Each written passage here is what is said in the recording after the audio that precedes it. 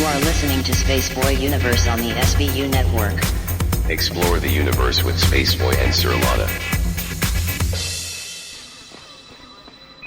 32 minutes, 21 seconds. 5-second tone followed by a 1-second pause. You are listening to Spaceboy Universe. Okay, gang, let's go.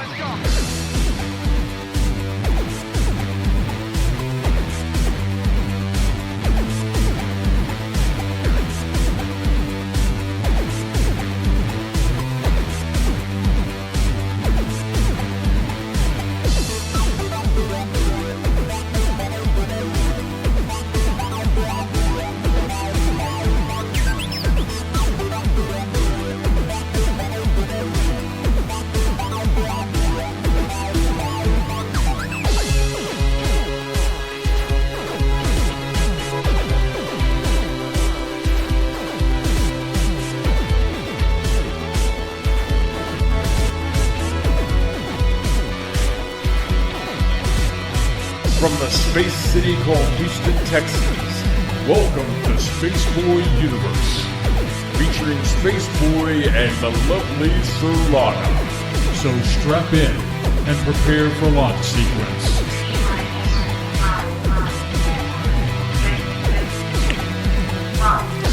Greetings and salutations, I'm Spaceboy. And I'm Surlana. And this is Spaceboy Universe. It is May 27th, 2017, and we're on show number 136. Tonight's topic is Topic Roulette. We'll spin the wheel, and where it goes, nobody knows. As always, if you want to follow us, you can do so on Twitter. That's at the SBU Universe. Follow Surlana at Surlana. Follow me, Spaceboy, at Spaceboy Music. And of course, follow the network that brings you all this fabulous content, and that's at the SBU Network. Remember to hashtag your tweets tonight with hashtag SBUniverse and hashtag Space Cadets. Speaking of Space Cadets, you want to hang out with them? They're really a great bunch of people. You can do so by going to spaceboyuniverse.com and click the dancing chat bubble. That'll get you in with all the cool kids. In addition to Twitter, you can find us on the universe, on Facebook, Tumblr, SoundCloud, iTunes, and YouTube. Just look for spaceboyuniverse.com and you'll see all our social media. Speaking of YouTube, you can find more than the Spaceboy Universe of archive of shows. There is video content from Spaceboy Music, video interviews. Let me tell you, we are loaded with new interviews from Comic Palooza. You should check that out. 2-Bit Gamers, which Solana and I should get back into doing, and so much more. Can't catch the show live? No problemo. Take the SBU on the go with you via Spreaker, SoundCloud, and iTunes. Because, man, we love to broadcast, and we call it a digital broadcast. Afterwards, it's called podcasting. So, on that magical note, how are you, Surlana? I just call it digital archive. Yeah, that's about what it is. Let's not have the stink of podcast on our... It's not even... We don't want the stank of... Yeah, we're not a podcaster. We're a live... Not that is a bad thing. You know... I listen to them. You listen to them. You got to start somewhere, right? I mean, it's not... everyone can have a live broadcast like we are live. Did I say we're live? Yes, we're live. And it's exciting because... Well, not a lot of wives would put up with this shenanigans. But well, I guess it's a great way for you to keep tabs on me. I mean, it's not like I'm at the club. I can keep tabs on you easily. When you binge watch something, I'm like, there he is. Next thing you know, I'm going to be putting the... what did you call the mannequin? You called it something. Tad. Tad? Yeah, I was like, I wanted to call it Steve. But so how do you don't know that Tad, quote unquote, is like sitting in my chair watching TV while I'm out exploring the universe? Oh, can I say a quick hello to the... hey, Solaris. Hey, Solaris. You know, hey, speaking of Solaris, we need to get with her because, I wanted to get a commercial with her. And now that we've gotten past Comic Palooza, we need to follow up with her and our friend of the show, Patrick Sporer. We need to talk to him off air. Oh, my goodness. And speaking of Patrick, man, I love getting stuff from him. But he has, we're always talking about content. He has... overloaded us with content, and I just want to say, Patrick, if you're listening out there, I love getting your emails. I actually replied to one of his emails that he sends out to everybody with his newsletter, and it was a link to a photo Was it I'm sorry to say about the giant bullfrog here in I know, Texas. dude. Yeah. And it was an article, I forget what site, but it was, of course, it was Cron.com, which is the Houston Chronicle newspaper. But it was referencing the Cron.com, but it wasn't that site. And they were putting a quote from the guy who was holding up the frog in the photo, and they said, "It doesn't look as bigly as it appears here." And I'm like, well, I'm hoping that is an honest typo on the person, the web developers, the web designers, the web editors. I was going to say it was. But I have a feeling it might be. Chronicle. I have a feeling it might be a direct quote because it was here in Texas. But I saw that picture too, and it was like, whoa, And what's funny is, I get the email from Patrick, and then my uncle up in Dallas, Mike? he posted on my wall about the bullfrog too. So I mean, apparently this one got the rounds, and they can get big. Yeah, oh yeah. It's not often you hold it up by its leg like that. It's not often you hear that. Yeah, I had to take a shotgun or some kind of gun to kill a bullfrog. Did you ever see that old 70s movie about the frogs that came up and harassed this family in this mansion that was in a swamp? What was that called? I think it's called just Frogs. Yeah, it was called Frogs. Oh, well, just wait a minute. Let me clear something up. Well, we kept talking about Tad. Tad is the mannequin that usually is dressed in Spaceboy's astronaut outfit, helmet, gloves, shoes, and he kind of just sort of like is an unofficial mascot that just keeps the shape of your costume and whatnot, and it's kind of like a little mascot for us. Right now, he is naked. Yeah. And he is headless in the corner. So it's, because I had to take it to the spacesuit to Comic Palooza. I had his head in my hand, and I said, alas, poor Tad. I barely knew him. Anyway. Shakespeare, I'd like to... Anyway. Yeah, well... Blackadder did that for you. So, but the thing is that we're going to be moving the studio back to the front of the house, and we're going to be, we're going to do some cool things to that room to make it more studio, more. Well, here's the real reason we're doing that. Someone's threatening to come to our house. For a live in-studio interview. And instead of having them walk through the whole house, we figured, well, we'll just move the studio back. We'll just close off parts of the house so they can't see it. How much do you think it costs to rent a porta potty? Oh my goodness! Could we put that in the front lawn? Oh my. Anyway, so some big news. Yes, and they're dying because K28 and Bob are in the chat right now. So, Bob, we went to the post office today. Yay. So you'll have a box coming to you. And K28, Bob, I think that's something you've won in the past, or stuff that's coming to you that's not related to your generous Patreon donation. Bob, your gift is the one that you beat out Ty, our Canadian friend up north, by mere seconds. But Ty is getting stuff he was owed from even before that. Yeah. Bless his heart. So, unfortunately, that's going to Canada, so it will take longer. But we'll just make sure everybody knows. Hopefully, it's not as long as I had to fill out the declaration. Oh, man. For customs. You have to fill out like this form and give like a back history. Well, here's the deal: is they have two origin forms stories at the U.S. Post Office. And the form I filled out, even though it seems like it's the exact same thing, it's a little bit bigger than the one I had to fill out. I get up there, and it's like, no, this isn't the wrong form. You need to fill this form out. And so I had to spend time. It's a shorter form, but still. Yeah, still, it requires some of the same information. But anyway, yes, Bob, Ty. Somebody else. But there was another little box. Oh, your friend Wendy. That's unrelated. Wendy, that's unrelated. Yeah, but she's even though that goes back to February. Somebody didn't win a contest, but just because they're such a fanboy of such a thing, we went and got some items for K28 that are not Spaceboy items. They're some other branding that he has become enamored with. So of a place, K28 of a place he's never been of a place in. he's never been. So K28, be looking for a small to medium-ish size long box. So Yeah, when you get the box, it's going to say Dell on the outside. We didn't buy you a Dell computer. no, we just got a lot of nerd boxes hanging Yeah, around. we recycle all our boxes here at the universe, and even though I bought boxes in case I run out of boxes, but yes, Kay, we got you something, and yes, More than one something. yeah, more than one. I can't remember what's in there, but it was more than one something. Yeah, it's at least two somethings. I So- think it might. He says Bucky's computer. That made me snort. That's funny. That made me snort. Both that and you're snorting. Yeah. So, but yeah, we we love you, Kay and Bob. Y'all have been rock steady.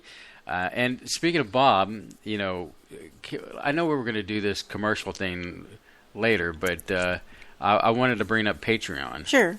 And, I could still bear, because we don't have the compressor on anymore, I hear you're silent speaking with your lips over there. Yeah. So Can anyway. you hear this too? Yeah, well, not as bad because I haven't started talking about Walking Dead. I'm filing my nails. So, hey, there's Reverend John. Basically, Patreon. Bob, thank you for your donation, and we appreciate it. We are on Patreon, and for those who don't know about Patreon, it's a way to where you can help support the universe on a regular basis. In other words, paying for content that you enjoy listening to, and then out of that, you get some kind of cool things. And it will also help us fund other projects and things we know we've got coming up. There's some things we've learned from Comic Palooza and being on location with doing film and video that we know we're going to have to purchase in the future, including the ever mysterious thing we're going to start taunting you with, Project S. Yes, Project S. So anything you can help toward will go to that. This program, any expenses we have here, things we want to do extra for you, things we want to mail you, things we want to send you, things we want to give you. So, for example, like the interviews we did at Comic Palooza.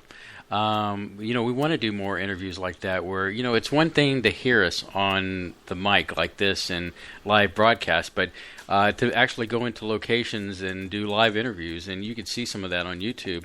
But I've got a project that I'm working out right now where it'll be and I don't mind telling people this, I've had this idea for a 6-part show that could turn into a 12-part show sure. where it's on video where, we do 6 topics here at the Universe.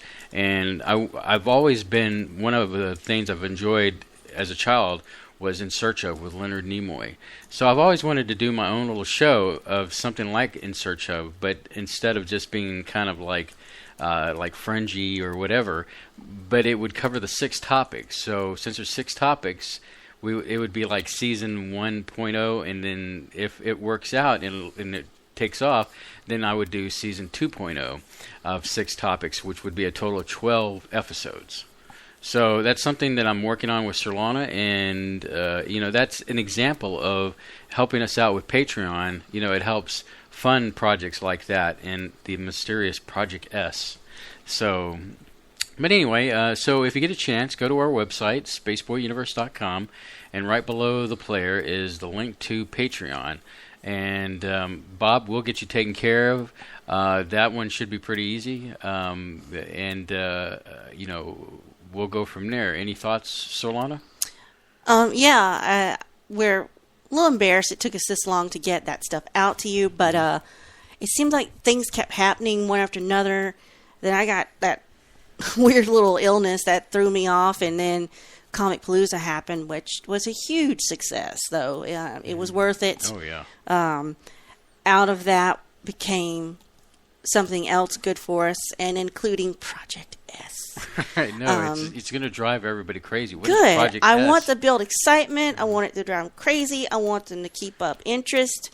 And we're going to milk this for a while. And the thing I keep comparing Project S to is the scene where David Bowman is on the, I guess it's called the Discovery, in other words, 2001 Space Odyssey, and he turns to Dr. Floyd and he says, something wonderful is going to happen. and it's monumentous.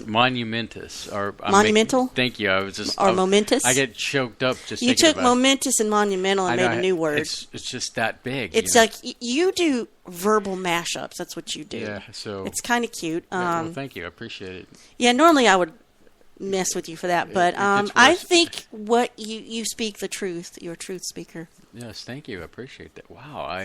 Let's mark this day down on the calendar that she looked at me with a twinkle in her eye. I just had a bag of M&Ms and they were freaking good. Oh, I see. You're high on sugar. Mm. Let me guess. The caramel. Oh yeah. She showed me the bag. Now I got to sample some M&Ms too for a limited time only, where it's strawberry, chocolate, and nuts. Didn't even know that existed. I know, and I was going to save it, but she opened my bag by accident, so because it looked like the other bag I bought. So. But if you can, I don't know if you're into strawberries and chocolate and nuts, but it was quite delicious. And you should grab. Why not have them all together? Yeah, so all three combinations. I was pleasantly surprised. I wasn't big on the caramel one. You gave me some when we went to go see Alien Covenant, which we'll talk about later. Yeah, and I had a couple, and it was like, yeah, these are all right. And then it was like, you offered me some more, and I'm like, okay, I'm done.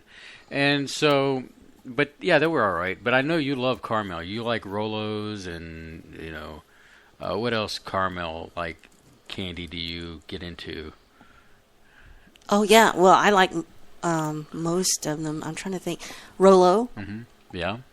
Milky Way. Oh yeah. They have the extra caramel in those. Yeah, I like Milky Way. Of course, good old Snickers and what's it? Milk Duds? Is that Milk Duds that has that? Yeah, you like Milk Duds.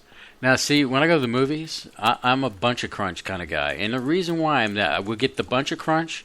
And some popcorn. I like to mix my chocolate with the popcorn. And like a trail mix. Like a trail mix kind of thing. So I like chocolately tasted popcorn, I guess. But Bunch of Crunch is the perfect combination with popcorn. And of course, I can't get into that one. And then my usual stuff, might be some nachos, definitely maybe a hot dog, depending on what brand is at the location. But every once in a blue moon, I'll get a pickle. And you just won't touch me for 10 days. No. Oh, pickle puss, I ain't going anywhere near you. But anyway, we did great was it last weekend? Yeah, it was, because we saw Alien Covenant, and then Sunday we went to go see Guardians of the Galaxy. We saw one day and one the next, right? Mm-hmm. Yeah. One at one theater and one at another one. Yes, and I enjoyed both movies. What say you? I would like to discuss it further a little bit later. Okay. Because that ties into something here. Okay, well then, do you have a topic we could talk about? Yeah. Because, I can go right into... Right. Well, normally our banter topics are what we're actually doing for this whole show, but so I'll just wedge this one in here right now. As I was looking at show content. I have a plug-in or an add-on, if you will, to all my browsers that will take it, which is Chrome, Firefox. I think IE will do it or whatever it's. I don't know if Edge does it because I haven't touched Edge, and that's like filthy stuff. So I have AdBlock Plus. I've always used an ad blocker ever since it came out. So I know there's a lot of kind of some controversy about that. And I used to pay for a subscription to DeviantArt where I have a lot of my older artwork. Right. It's still there. Mm-hmm. You don't have to, but it would give me some privileges to pay a monthly fee. Well, I stopped that because I wasn't really using those services. So when you go there, there's this big strip that appears at the bottom of your web browser says, hey, we know you're using an ad blocker, blah, blah, blah, blah, blah. And so periodically I'll go to these sites saying, hey, we've detected you're using an ad blocker, consider blah, blah, blah. And then some of them word it like, did you know you have an ad block on? Don't you think you better disable that? It's kind of like you're an idiot. And so... Well, in all fairness, you're going to get users out there that would probably just buy into that. They're not, there's not a lot of people like us that are consciously aware of, well, why are you telling me this, Well, the thing is, they created that for a reason. I'll get in that second. But so I want to do a quick little preliminary research so we could just quickly talk about it before our break. I clicked on what looked like a good link about, and I typed in ad block controversy. And it went to Forbes.com. Clicked the link to the article. It said, stop. You've got an ad blocker on. So I got shut down because I wouldn't turn off my ad blocker to get to an article about a controversy about ad blocker. That is the definition of irony. Talk about how far the rabbit hole goes. So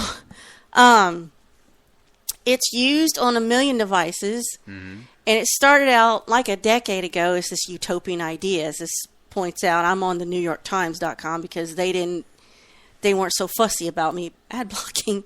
And the reason it was developed is so that these intrusive ads, now you remember pop-ups and pop-unders. Well, now that's kind of, run its course and they're doing new things now. So ad blocker is an open source thing, and it got more built up because some volunteers joined the developer, which is Vladimir Palant, and he was 20-something at the time. He made this blocker because he wanted publishers to make advertisements that did not degrade internet users with interruptions, animations, like we're seeing now everywhere. Which I'm glad you brought that up. Can I interject here? Sure. I tell you, this is what gets my goat. I tell you this because I hate surfing on my iPhone, and I get into an article. I think, wow, I want to read this. I'm getting into it, and I click the link, and it starts off okay, and then all of a sudden my phone just turns into this molasses piece of garbage, if you will. And I try to move the thing up, and it will not go up, and it waits for a second, and then finally it moves up, and then all of a sudden it says, you're about to leave Facebook and go to this article. No, I don't want to leave Facebook. I want to read this article.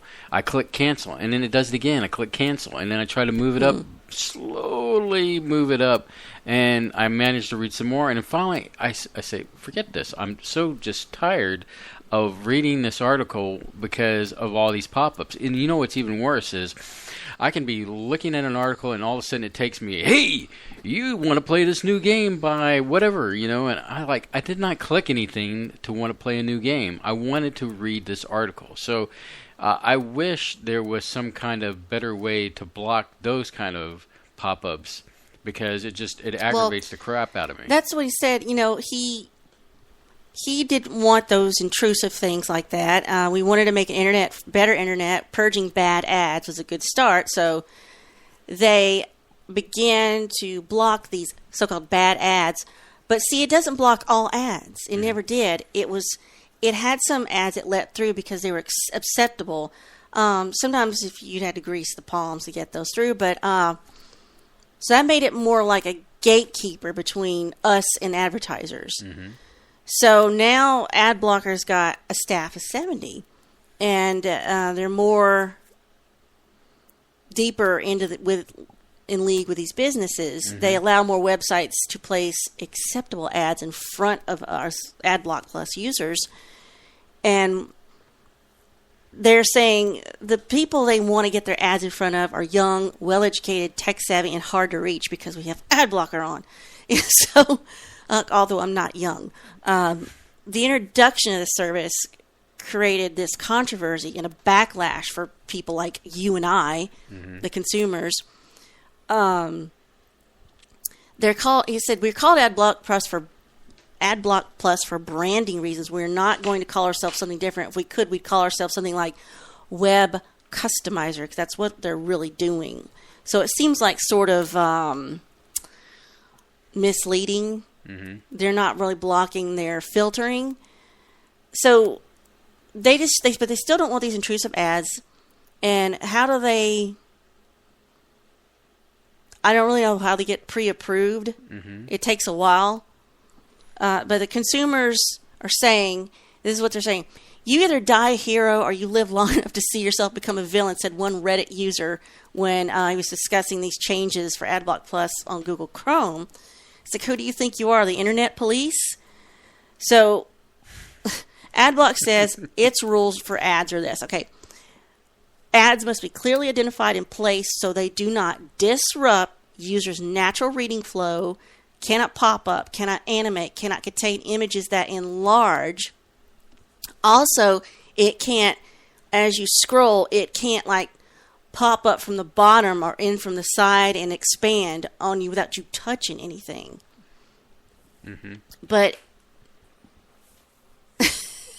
sorry. Hold on, let me finish this. Now, they ran off of donations for the longest time because it was an open source, but I don't know what their status is now, but it takes a 30% cut of the money that it brings in by those ads. Mm-hmm. Otherwise, that would not be seen. So I don't know what the final word is on this, but I'll probably just keep using it because it does block a lot of these irritating, intrusive ones, although I still have gotten on sites that have these. As you're scrolling down, like let's say you're above the fold, so to speak, you land on the page and there it is. There's a video. You don't touch it. You don't want to see it. You start scrolling down. The video shrinks and then goes down, and then it automatically animates down. It's like you want to see it. You want to see it. You want to see it. You want to see it. I'm like, it makes you want to punch computers. On that same one, it's been where the video minimizes to the side, but they have the article. And it's like, I don't want to watch the video. I just want to read the article, skim through it. I can skim through it faster than watching the video and be done with it. We're going to be like that. It's going to be like that scene in Clockwork Orange where we have our eyeballs open like this and they'll force us to look at it. But here, I know we're talking about advertising, but I think there's a proponent here where I don't believe in censorship and in the sense of... people speaking. Now, it's one thing, I have our network, right? And then there's certain things that I'm not wanting to, we have a certain image for our network. But, that's us. But if somebody else has their own show or whatever, and when I say this, and I'm trying to walk this line finally because you're looking at me. I know, I was just thinking, way to come out of left field. For example, like the thing that's going on out there, where oppressing one's view versus another view, it seems to be pretty heavy. I'm trying to say something without going into politics, is what I'm trying to do, Surlana. And I try to avoid politics at all costs on the show because I hold my cards close to my chest when it comes to politics, because I don't want to. If you want to listen to politics, you can. There's any old show out there. There's so many. But the thing is that where I come, I may be feverly against one topic, but I don't want to oppress it, because if you oppress that topic and you don't hear about it, then how are you going to be knowledgeable to defend your own side of your topic, is what I'm getting at. And by oppressing topics out there, you're only dooming yourself to repeat history. And that's why I wanted to bring this up, because you were talking about the ad blocker. Block certain ads. I don't do the ad blocker thing like you do. You're pretty good at blocking ads. I go ahead and take an acceptable amount of ads, and of course it leads to my aggravation when I'm on the iPhone kind of thing.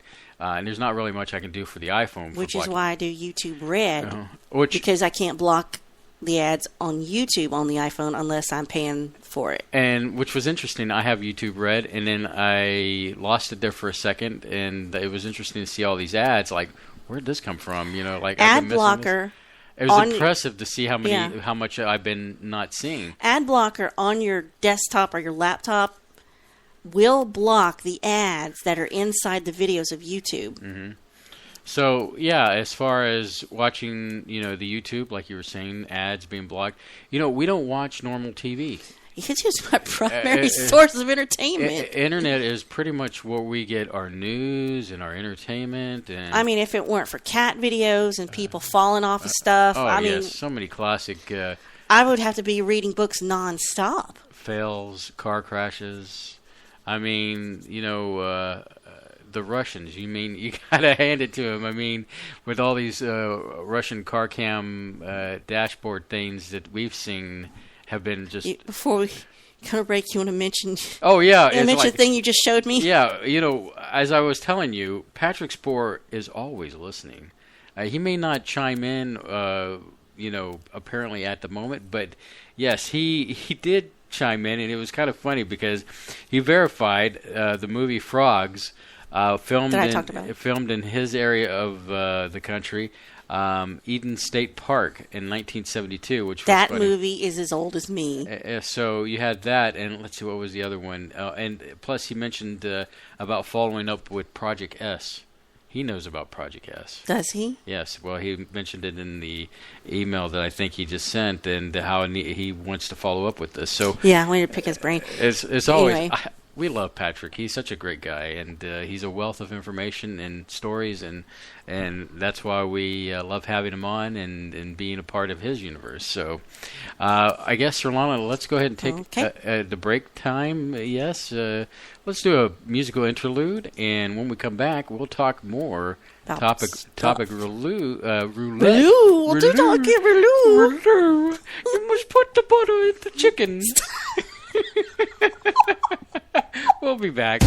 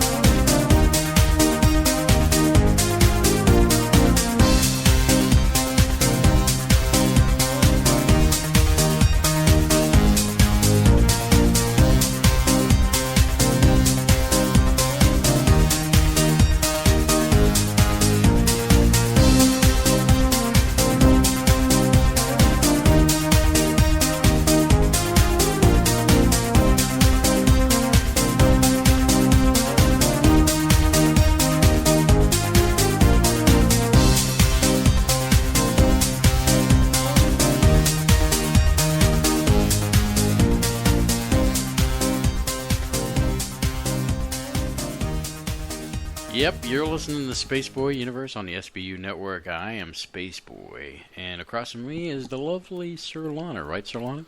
If you say so. You are indeed. And we're having a good time tonight. Well, I should get with it, man. Full of giggles and fun is what we are. So where do we go from here, Surlana? We pray that this thing's going to open this URL because I'm trying. Oh, geez. It opened 3 copies. Hold on. Okay. 1 second. Now, I'm working from a document I made of URL clickable links, and I'm hoping to like heck that it's not going to start auto-playing some video or ad. Actually, I've got the things turned down. So Okay. Oh, by the way, we're going to open up the phone lines at the top of the hour. That's 844-734-7286. That's 844-734-7286. If you want to call into the network, that'll be awesome. You know, you don't have to speak on any particular subject we're talking about. If you want to just talk about something's going on in your neighborhood, we'd love to hear from you. I'll do that at the next commercial break because I kind of spaced out there. And that'll be the top of the hour. All right. This is kind of in no specific order with the topics. I mean, I have all these grouped by topic, but they're not like in alphabetical order or whatever. It matters. Okay. I'm going to start with tech because that's the easiest stuff to find. All right. Let's get your take on this before I get anything specific. Verizon CEO confirms that Verizon has a plan to launch a streaming TV service. Okay. And my thoughts about it? Well, let me get in here. Okay. So it was confirmed that they're planning to use this post-merger AOL Yahoo subsidiary as a platform to test out an over-the-top service. Now, the rumors have been that they were going to do this on a nationwide level this summer. But let's see, the statement is the first official word from the CEO of Verizon. Mm-hmm. So it's kind of going to be similar to, if you are familiar with DirecTV Now, which I'm not, but that's owned by AT&T, DirecTV, or Sling TV, which is also under Dish Network's umbrella, which I didn't know. But this service would still be separate from Go90, which is Verizon's existing mobile video service, which I didn't know about because I don't have Verizon. But Verizon's purchase of Yahoo, which I was not aware of. Well, you know, Yahoo didn't look good for Yahoo for a while there, and anyway, Yahoo may be on its way out. Mm-hmm. So they purchased Yahoo and they're gonna, like, all the legalities of that is gonna get wrapped up next month in June. Mm-hmm. But so out of that becomes the streaming service. They said they're gonna work on it. They don't have more details right now, but there's been some recent developments with the FCC's proposal to kill Title II protections for net neutrality. Mm-hmm. And Verizon's history with granting special privileges for data usage is, it's not surprising they're looking to build out their own streaming TV service. So I have to wonder what that'll be like. Well, right off the bat, going back to Yahoo, you know, they started to do their own streaming thing with some shows, and it didn't work out for them. They had one good one that had Josh from Mystery Science Theater. I can't remember if it was called Spaced or Spaced Out or something like that. And I thought it was okay, but you know, you can't build a network. Oh, and they also did the last season of Community on it too. They had Community. Oh yeah, they did this. They tried to be like Hulu, I think, and it just didn't work out. It just didn't work out. Now I guess. I mean, it's sad because Yahoo has gotten the stigma of okay. I don't want to. When you hear the word AOL. I think of nostalgia. Like the 90s. And when people say, "Yeah, I have an AOL account," you go, "What? You have an AOL account in 2017?" You know, and it just amazes me that the AOL is still around because, you know, just the stigma of it's kind of like MySpace. Mm-hmm. I'm listening. You remember how not looking at MySpace was like the hottest thing to be on? Oh gosh! And then all of a sudden they sold it, and it went. It's not gone though. I mean, it's still there, but it's nothing like it used to be, and it's not as popular as it was when, you know, back in the day.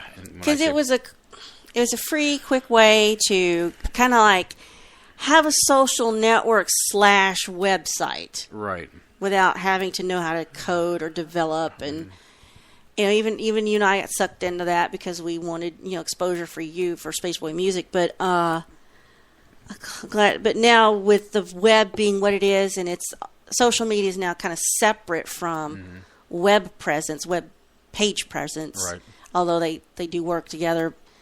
And you got things like Wix and Weebly that's like you just pick what you want and you don't have to know any coding to make a page. So what you see is what you get, and edited. it's free. Yeah, and you can't blame the evolution for that to happen because people want to build their own pages and share things, and I mean it's just the multimedia culture that it is today. But when you have things like MySpace compared to what it was to what it is now versus Yahoo, which was like the king of get your email, and it was there for us when nobody else was. Back in the day, in the 90s was its heyday, and it served its purpose. And it had, when it was like maybe say its first 5 to 7 years.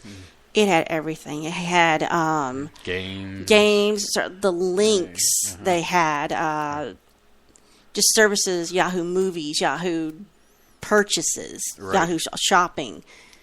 And it just, so one by one they started taking their groups away. They took away the purchasing. They took away the photos thing, the photo sharing. They took away profiles. They did like Hot Job, not Hot Jobs, but they did Yahoo Jobs. Took that away. Yes. They put it over at Monster. They had matchmaking stuff on Yahoo.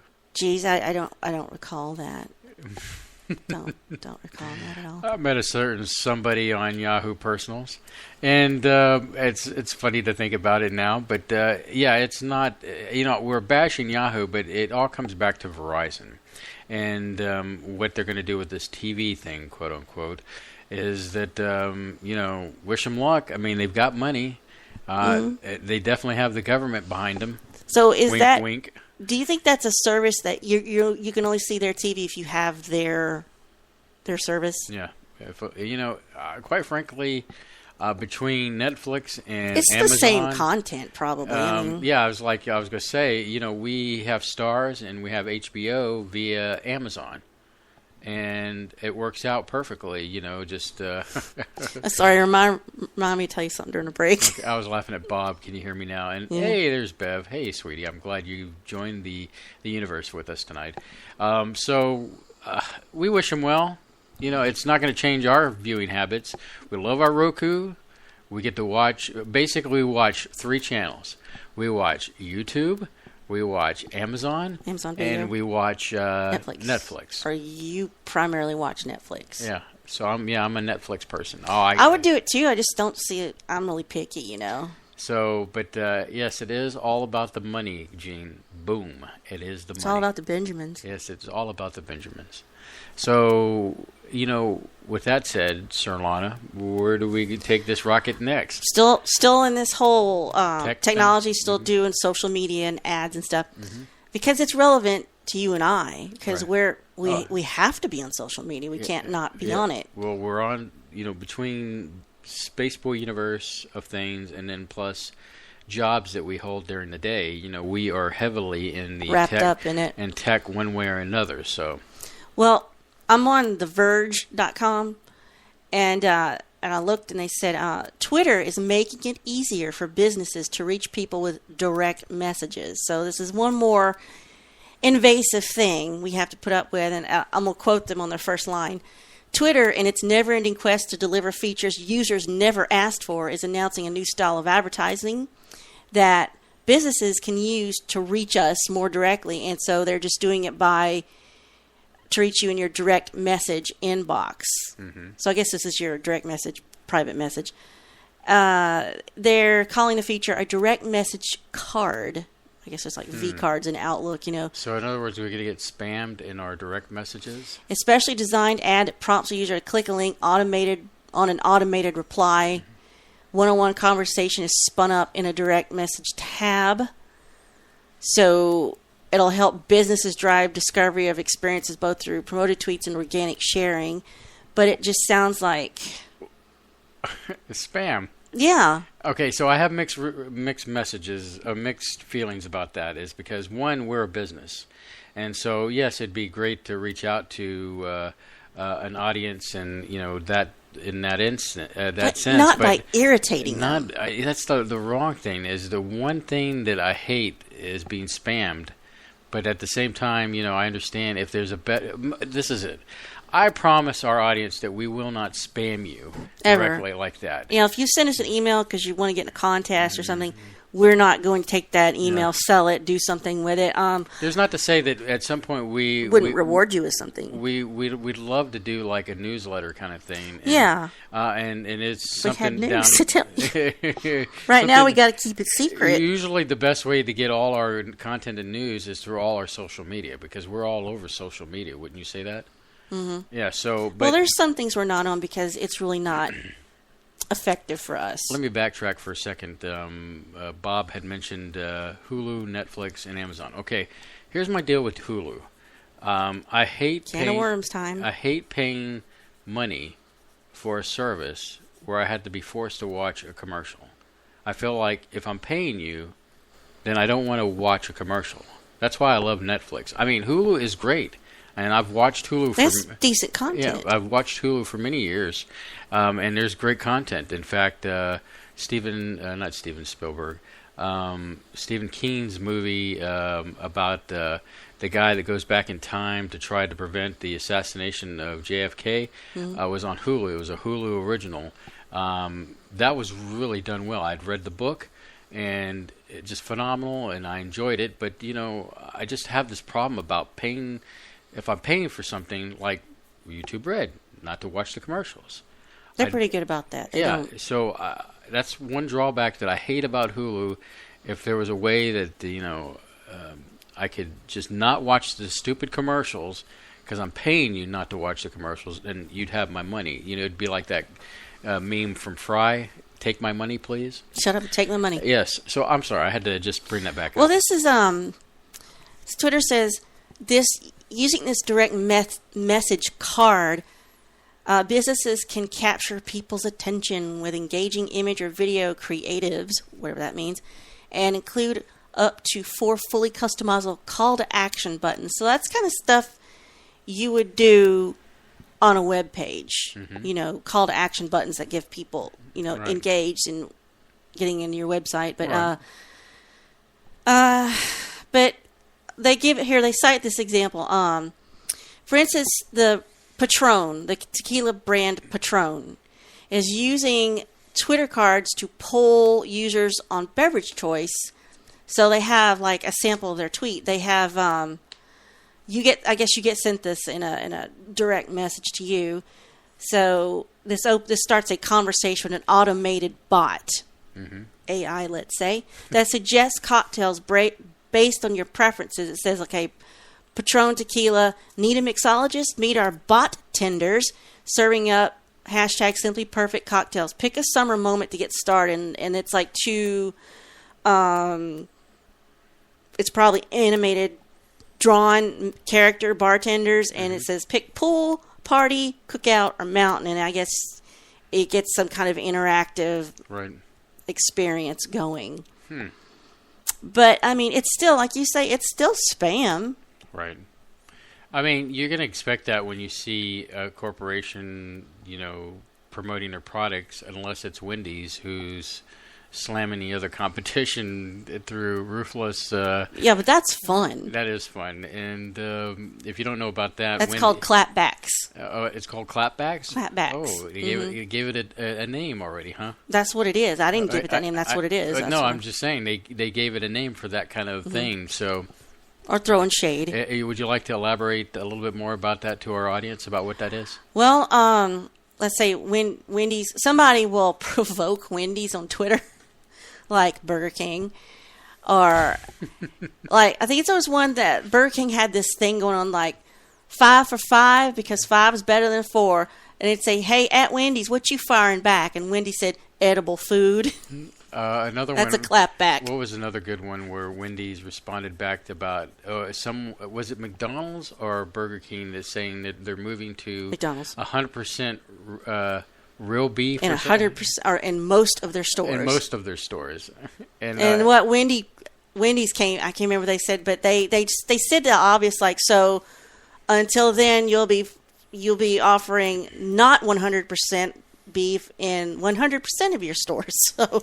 This is a perfect segue into. I read this list. It was a top 12 list, but I want to just kind of mention the top 5 of the top favorite French fries, or fries, if you will, quote unquote, at restaurants. And surprisingly, I was surprised that Wendy's didn't make the top 5. It was like number 6 or 7. But number 5, this is a place I've never heard of, Culver's. They're crinkle fries, and man, we love crinkle fries. I'm sure if Cane's was more nationwide than it is, the crinkle fries would rock. Now, in case you don't know what Cane's is, all they serve is Raising Cane's. Yeah, Raising Cane's is chicken tenders, and French fries and coleslaw. And their special sauce. Dipping sauce. It's pretty tasty. And one piece of toast. Yeah, Texas toast. And that's it. That's all they sell. But the crinkle fries, I love crinkle fries versus regular fries. You could roll in a barrel of cooked crinkle fries from there, and I think we would just die eating them. So that was number 5. This Culver's, if you've heard of it, I don't think it's a Texas thing. If it is, it's on the outskirts. Number 4 was Chick-fil-A's waffle fries.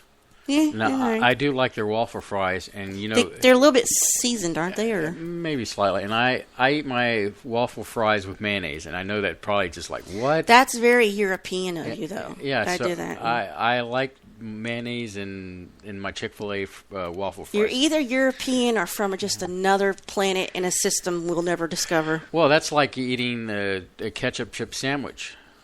God. So anyway, I digress. I married an alien. So number 3 is a place called Checkers, and I've heard of them, and their seasoned fries are supposedly to die for. Number 2 is McDonald's French fries, and they're not too bad. But what worries about me about those French fries is they don't biodegrade. Exactly. Like, what are we eating? I mean, they go in the same way they come out. And number 1, which was really a big surprise, but I have to say that they are pretty good, is the Arby's curly fries. There's nothing better than Arby's curly fries with a beef and cheddar and a Jamocha shake. I haven't had a Jamocha shake in 800 years. Mm-hmm. So I mean, all of those are just So that was it was a top 12, but Wendy's made it into that list. I was trying to remember what else. Burger King was somewhere in there too. Don't know anybody wants skins on their potatoes. Well, what's the worst for me about that is Five Guys burgers. It's basically skins of a piece of fried parts. I am not. I mean, I don't mind them so much, but when they overdo it, it's like. So who does that is I believe the Colonel has the skins on their French fries. The Five Guys. I'm trying to think of the other place that is on my list. It serves those natural potato things. Actually, Regal Cinema has those waffle fries. They're not seasoned, but they're cooked really well. There's just something about waffle fries that are delicious. I mean, it's a slice of heaven, to be honest with you.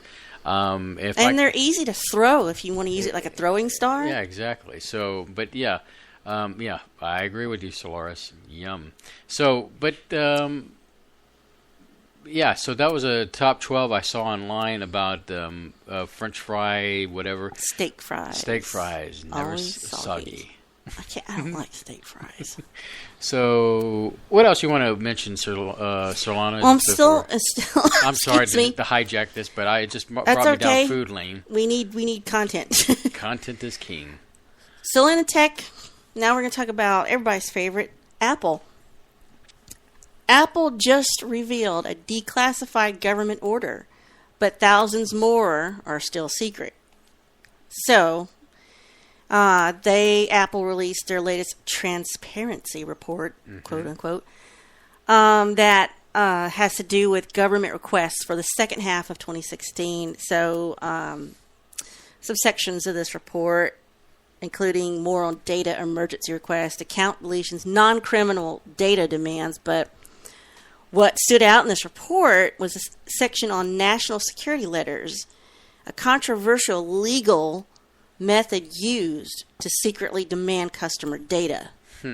So what is it our government needs to know about us if we're not doing anything wrong? Well, that's what I want to know. I think it's just a matter. I mean, it's 1984. Big Brother, wanting to know more. I mean, it's like they get a taste of, oh, I could do this, and I can watch people do this, and keep an eye on people, and it's a society we live in. I mean, it's terrible. They're saying this report revealed that more than 5,000 such requests were done in the second half of 2016. Excuse me, I don't know why I want to cough. All still classified for reasons of national security.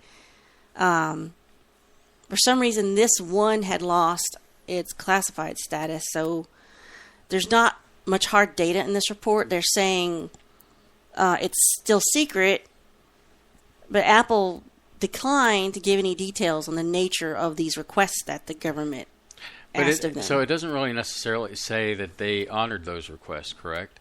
Because I know that there was a big thing about the government trying to get information off of an iPhone of a suspected terrorist, and they were refusing to give the information. And to be honest with you, in this situation, as much as I have give and take on Apple in general, I'm more leery of Verizon, because we can't forget the amount of information that Verizon and our government have shared together, and they would be top on our list as far as going back and forth. I would be more worried about my data being given from Verizon than Apple. Yeah, I'm trying to find out some more here. We've seen other tech companies go through this process of Yahoo revealed last year. Oh yeah. 3 national security letters it received from the FBI, made public after the Freedom Act review. 6 months later, Cloudflare made a similar announcement revealing a single letter after a long legal fight in the Freedom Act review. Twitter revealed 2 declassified letters. Google had 8, most which asked for the name, address, and length of service for the targeted account. So they're looking at specific accounts and looking for specific information. But still... See, and that just reminded me about Yahoo having their security breach. What was it? Over 500,000 people, users, that their information got hacked, or people, lost important information, and that's coming from Yahoo. Which kind of funny, because you have Verizon has purchased out Yahoo, right? And so once again, it makes me leery of doing business with Yahoo and Verizon. Most users store vast amounts of data in iCloud where it's accessible to warrant requests. So a national security letter means federal agents can get access to that information without ever presenting evidence in public court. Even if the order is declassified, it can be years before anyone's aware of it. And that goes into our thing about, do you really want to upload stuff to the cloud? I never have done that, and it nags the crap out of me. I like when you do a system update on your iPhone, which is an operating system update, an OS update, because these happen periodically and out of the blue. It nags you like, oh, you haven't done anything with your iCloud and you're not sharing this. I'm like, yeah, because I don't want to. I mean, I can understand the benefits of backing your stuff up to the cloud, and I've seen it firsthand where it saves a lot of people's bacon, in the sense of, if their computer crashes, they get a new one, they install the regular software, and then download from the cloud to retrieve. And then in some cases, they don't even work on their main computer. They use their main computer just to do the processing and pull from the cloud and save to the cloud. Want to see what kind of list we get on if we start backing up photos of Tad over here to the cloud? The last thing I need to be is drawn into court for a naked mannequin in our studio. So, yeah. Anyway, so Surlana, hey, we're at the top of the hour. So I'm going to get the call center up and running. So if y'all want to call in anytime, That's great. Participate. We love participation here. And I'll at get the that Universe. phone number in the... Because, as always, we are live on the SBU network, and we love you to call in and talk and interact with us. So that number is 844-734-7286. Give it about 5 minutes while give me 5 minutes so I get it up and running here. But until then, let's play some music.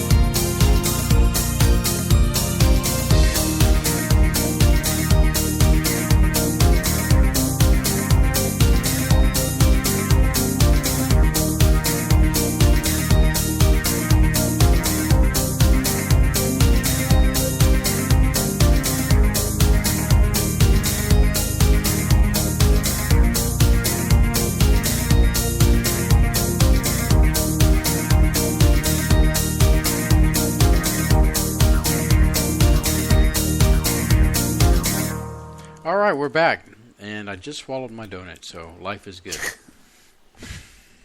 Okay. Yeah, I've been eating some delicious donuts over here. They're called Crunch, but it's like the Samoas of donuts. If you know what I mean. Samoas are the Girl Scout cookies. Actually, I think they call them something else now. But they have the coconut on it. I know you're not a big fan of coconut, but these are quite delicious. Anyway, so Surlana has got the phone lines open, and that number is 844-734-7286. And so, if you want to call in, great. If not, let's continue the conversation. I got a call right now. Hold on. All right. Sorry. Caller, you're on the air. Spaceboy. Hey. Spaceboy Surlana, this is Reverend John Polk. How you doing? Hey. Wow, this is a first. In fact, it's been a long time since we've had you on our show. Hey, boss. What's up? Oh, nothing much, man. Are you congested? I lost my voice. Oh. Yeah, no, I'm not so much congested as I lost my voice being at Contact in the Desert for 5 days. And then as soon as I get home, I work outside by Disney World a lot, doing pool parties and stuff like that at big resorts. And I'm just so sunburned. I'm glowing red. So dehydrated. So I have to that's ask good. you a question, and hopefully you don't get frustrated by it, but did you get your phone fixed? You know what? I got a new phone, and this new phone is already messed up on me. Oh, no. I got the brand new, well, no, I shouldn't say brand new, but an iPhone 7S, the big one also. Right. And then my girlfriend called me, a couple of my friends called me. I can't access my messages. My Twitter's not working right. I'm very disgusted. So I'm going to go back to the AT&T store and, have to fight with them over it. Do you go through periods where maybe you give off something that's just really strong and it messes with technology? Perfect example. When we had Lori McDonald on the show, I've done 37 total shows. I think 25 with you and Surlana, something like that. Yeah. And the first time somebody was forced to pay for Skype was her. And right when that happened, the electricity in her house only went off in her computer room, not any other room of the house. Only her room. That's freaky. That she has her computer in. Yeah, well, things like that happen to me, all the time. But I'm not going to blame myself, because my old cheesy phone, I had another iPhone, the smaller one, and I started having to reboot it just to get my emails and to get my Twitter to work within the first few months. And I had waited after the 10-day grace period to be able to take it back, but it didn't start messing up until 2 months into it. So 2 months into a 2-year contract, I started to have to reboot my phone, not every day, but about every other day, just to get my emails, just to get my Twitter back. And, they deliberately designed these phones to just be garbage. It really makes me mad. It's all the spy stuff that they put into it to make your world difficult, huh, John? Yeah. One thing that we all need to take into consideration is that, and according to Mark Dice, and I do believe that he's completely correct, that your phone is basically a remote studio, incognito. Mm-hmm. You don't even know about it. And now you got to think like this. Let's get real deep. That Apple and our government got together on how to rig the phone so that NSA or whoever can monitor us at all times without the green light coming on. Because if the green light is on, like on my Mac computer, I know that my video camera is on. Right. Oh yeah. Same thing with same thing with my phone. There's this light that will let you know that you're doing FaceTime or that you're doing something live. But they found a way to remotely activate the phone, both audio and video. And I believe that they can even do it when your phone is off. Yes. Oh, most definitely. When we were kids, they found a way to listen in to somebody's just household conversation on an old wired analog phone line when the phone was hung up. Also, how to watch people through their own old tube TVs, even if the TV was not even on. It's amazing, the technology. It's very, very, very old. Let's go back to 1976. We had the Viking rover on Mars. Mm-hmm. We were in constant communication, mission control, where you live, and you're very much a part of NASA there. But back in the day, in 1976, we had constant communication with the Viking rover, video. Now, how's that even possible? Right. How's it possible in 1976? Well, because it's old technology, and then I say, and then I get drop calls on my cell phone. It is different waves, they use, and I think you explained this to me before, that they use different waves, different wave technology than we have available on our cell phones. Mm-hmm. That's what I heard. Sometimes it makes me wonder, this is kind of like the biblical mark of the beast kind of thing. Everybody has a phone. Everybody's got their face buried into it. They live and die by tweets and all sorts of things. And yeah, we were talking about today. You said, "Well, I want to go so and so for lunch," and I said, "Fine, just go there." It's like, we were bargaining about it, and I said, "Look, I'll go, and I'll just be on my phone. I won't even know where we are. I don't care." Just so they have Wi-Fi. Yeah. Like, really? Well, I don't even really have to have Wi-Fi. We do have an unlimited. That's how we pay so much on our bill so high. But yeah. Because did we ever used to talk to each other when we went out? I guess in the beginning, of course, I had to, flash my charming smile and gleam in my eye. But even after we were married, when we would go out to eat or something, did we talk to each other before we got the smartphones? We did talk a lot before the phones. But what I like about it now is if we are in a restaurant together and something's going on, or there's a conversation, or there's somebody weird looking, or I can text them and go, "Look over there," and we can talk about people without them knowing it. It's almost like we're robots, communicating wirelessly. And but I love my phone in the sense of when I go to a doctor's office and they make you spend 45 minutes waiting for a doctor to show up. I have time to kill, play a little Mario, or that's why I have games. Do tweets, which are part of what I have to do anyway. So, it's kind of like that. We went to the post office box today, and did you hear that one of the employees behind the counter says, "Guy comes in here to the post office to talk to his friend on the phone for 25 minutes, instead of taking care of his business." Taking care of business, right. So. Did we lose you, John? No, he's still there. No. I was just listening. When I interview people, I don't ever interrupt anybody unless I just can't hear them, and I do it on accident. But a couple months ago, I was watching the Today Show, and Oliver North was on it by chance, and they were talking about how kids interview very, very poorly, and that they're doing very, very poorly in math and in English. I mean, you can't get much more core subjects than those two. Right. And everybody on the panel, including Oliver North, just froze their cell phones. And also, 43 countries on this planet, half of which are third world countries, test better than American kids, mostly in math and science. And why? Because they are writing stuff down on paper.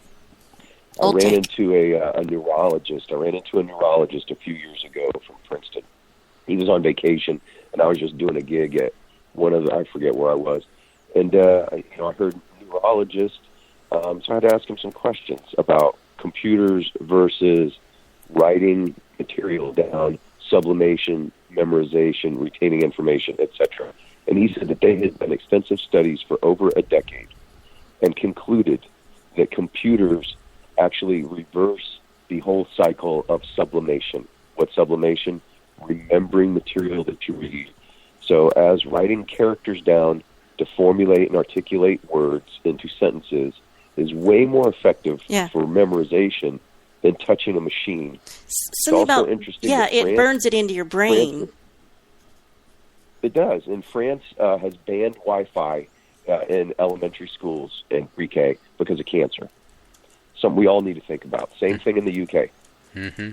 There's a direct correlation between cancer and using electronic devices that emit this electromagnetic field that we're very, very susceptible to. So what do I do to combat this problem? I use my phone and my computer every day. I mean, I don't have any choice. It's kind of like a trap thing. It's funny. It reminded me of something happened at Comic Palooza when we were there. I guess I forgot what mask I was in at the time, but I was passing this one lady with her significant other, and she was on the phone, just typing away, and I was like standing right in front of her. I think it was the monkey mask I was wearing that day. And, the guy recognized, hey, there's a guy that's in a monkey mask, and, he was thrilled to death, because I was there, but not me just personally. Being weird. Just being weird, something weird that, and she's typing away. So I turned to her and I said, hey, put that thing down. No, you were in the alien. You were in the big alien head. So, because... you had to shout through your mask. So I told her to put the phone down because she's missing all these wonderful weirdness things that are going on here at Comic Palooza, and she was laughing about it, but yeah, it just proof positive. Hey, if you've got your head buried into a phone, you're going to miss the first alien that walks right up to you. Yeah. Well, John, what do you think about, if you've heard this, I don't really know if it's really a conspiracy or if it's a fact, that the reason schools are throwing out teaching cursive writing, nobody, because we do a lot of typing. We hardly probably write by hand or in cursive anymore. But the conspiracy I heard is they're doing this deliberately, and our government's kind of behind it, or whoever's behind the government. So there'll be more generations coming up that will not be able to read cursive. That way we can't read our own Bill of Rights. The Constitution. Which is all in cursive. Yeah, I agree with that totally. But here's something interesting. Have you ever heard of Babaji or Haidakan Baba? Mm-hmm. Yeah, so Steve Jobs, like 25, 30 years ago, flies to India and finds this yogi master, Hindu master, named Haidakan Baba, also known as Babaji. He was never known to have had parents. He just kind of just materialized in India at 18 years old, an ascended master that he was. So Steve Jobs flies over there, spends a number of months with him under his expert tutelage, if you will, until he acquires his own yogi name. And when he did that, then he returned back to the States, and him and who was the other co-founder of Apple? Steve Wozniak. Yeah, Woz. There you go. They created the first Mac computer. Now, I've heard a lot of people say that was a gift from God. Mm-hmm. I think it's the exact opposite, because what I've seen with my friends' kids, they text the whole time they're in school. They don't pay attention. My buddy's daughter, she's in high school now. There's no paper. They don't even have lockers. They don't even have books. Everything's online, and the teachers are like, "Do not bother me. Just don't bother me." Wow. And they really don't teach them anything. They just go through, FAQs, mm-hmm. and that's why our kids' test scores are getting. It worse sounds like an worse. adult daycare in a way. Well, their program, kids today are programmed to pass the major test that gives like schools their money. They're showing, hey, we're teaching them. They're teaching them to pass specific tests, Exactly. not life skills. Yeah, and it even goes back to they've given up doing cursive in high school, and I think that's crazy, And one person brought it up to how if you don't know how to read cursive, how are you going to know how to read the Constitution? That's what I just told him, dear. Well, I mean, where were you about 2 seconds ago? I was soaked into John's conversation, is what I was listening to, but I wanted to rehash that again. The cursive thing, and so anyway, I'm having my Gene Hackman moment. So continue. Well, so what I believe, and I've heard this from multiple sources, the best explanation I have heard is that this is a deliberate attempt to make the kids, to dumb them down so that the old Illuminati can still stay in their current seats. If our kids today were enlightened, which they're the exact opposite of, because of computers, internet, and technology, if they were enlightened, then the Illuminati would have something to worry about. Which Illuminati but means kids are not, light. Well, yeah, and it's the exact opposite, really. But, kids, they're not enlightened. Well, they are so, I'm addicted to my phone. Yeah. Kids are 10 times worse. My buddy's kids didn't even know what a signature was. It's like, you really? You never even heard of a signature? And it's not the kid's fault. It's really not. No. I work with families and kids for a living as I do entertainment at resorts by Disney World. So it's, parents and kids. I like kids. But I do games with kids at these monster pool decks, and the kids are fat and out of shape. It's really ridiculous. I'll get them to try and get them to dance. They may last 60 seconds, maybe. And they're all winded, and it's like they're taking PE out of schools. They're taking history out of schools. And this is all deliberately done to dumb them down You know, get them addicted to computers. Get them cancer, because if you use a computer since the time you're 3 or 4 years old, you more than likely will develop cancer before you die, even if you're in your 60s, whatever. Just because of the electromagnetic fields around these electronic devices. And as we are older, we're more resilient to them. But kids are not. Their brains develop with electromagnetic radiation pumping in through their ear into their brain every day of their lives. Mm-hmm. You know, when you touch a computer, when you touch your phone, you complete a circuit. You do. Remember the old analog TVs? If you put your hand close to the tube, you could feel the static off of it. Mm-hmm. Well, that's the difference. Now you actually touch your screen. You touch your electronic device because you have to. And it's not healthy. Cancer is breaking through the roof in this country and around the world. I was going to tell you, John, I don't know if most people know, but I work my day job at a university here in Houston. I won't say what one because it's not their fault, but I'm disconnected from the public and students with what I do there, so I don't interface with the general population. It's more staff and faculty, but the ones I can trust. And one of my former coworkers is now a student there, and she'll show up every now and then. I'll say, well, what's it like being my age? She's near my age. This is mid to late 40s.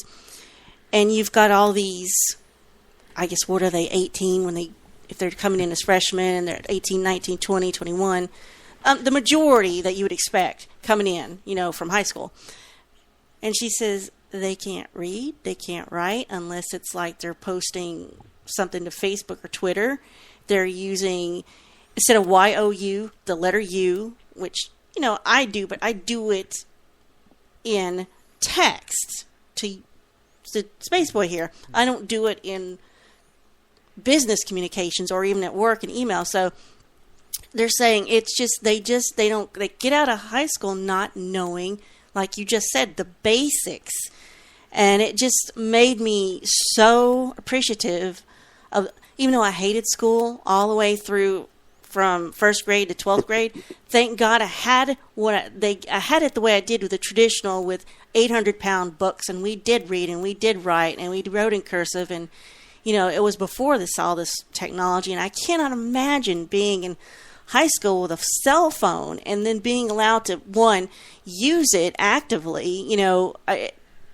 That just blows my mind. We weren't, like the last day of school, we weren't even allowed to bring paper into school because we would make confetti with it, because it's the last day of school.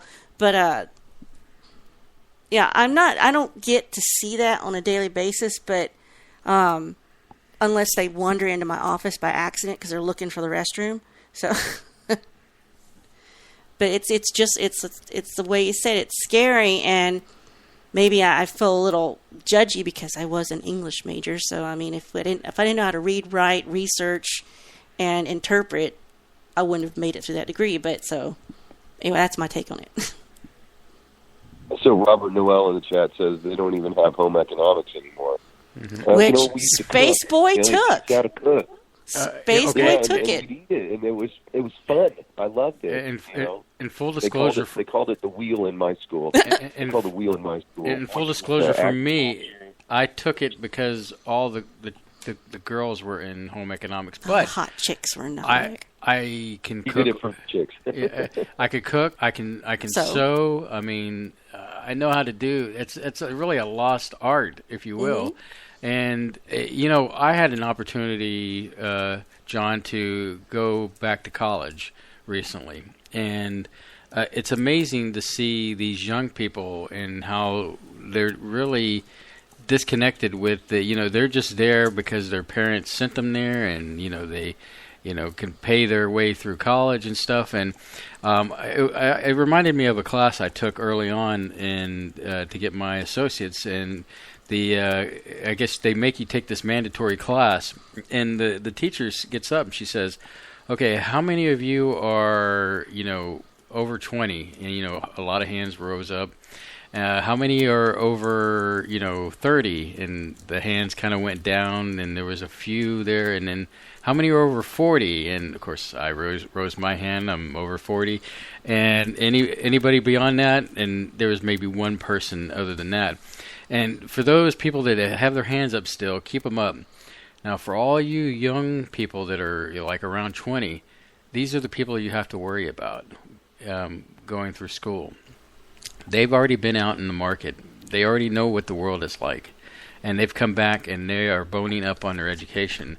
And so, these are the kind of people you worry about. So it was kind of interesting to see that. And then on the flip side of going through all these courses that I went with, I really got a chance to see, I had to say kids because they were usually half my age. Mm-hmm. They're kids. And their outlook, I saw some smart young adults, and then I saw like, oh, bless your heart. Maybe college isn't what you need. Give them that, well, you tried trophy. You tried, and maybe something in the construction arts or the, beauty school or technical school might be something better for you. But it amazes me to see how the decline of Western civilization when it comes to our young children, they don't have. We had the traditional upbringing from the 70s, but I guess the 80s when we started getting bombarded with technology. But my gosh, the 80s were freaking awesome. I'm sorry. Well, what worries me is that it's my generation's fault for raising kids that are the kids of today. It's all your fault. Yeah, well, and here I used to blame the baby boomers for a lot of things, but now it's like my generation is at fault for the children of today. Yeah. Yeah. So a number of years ago, I own a DJ karaoke entertainment company, and I don't work in bars. I work in tourism. Mm-hmm. So I used to be hung up on this idea of hiring somebody young, paying them decent, but not paying them great, so I can make money off of them. And I would always tell them, I'm going to friend you on Facebook, and if I ever catch you going on Facebook while you're working, you are fired. Also, if you're late your first day, or any time within the first X amount of weeks, you're fired. And you're going to sign a contract where you will not get paid for that event. And I tell you what, 2/3 of the young people, I fired them their first day for not respecting my rules. And at first it amazed me. I thought, well, maybe I'm just running into the wrong kids. And I realized they're all, it's wrong to say all of them, so I was wrong to say that, I misspoke. But the majority of them that I experienced, at least in Central Florida, which is not indicative of the whole United States, they had horrible work ethic and work habits. Most of them, I would say about half of them showed up late their first day for work. And about, maybe 1/3 of them, I caught them on social media their very first day. And, if you're on Facebook, guess what? You're not working. You're not working.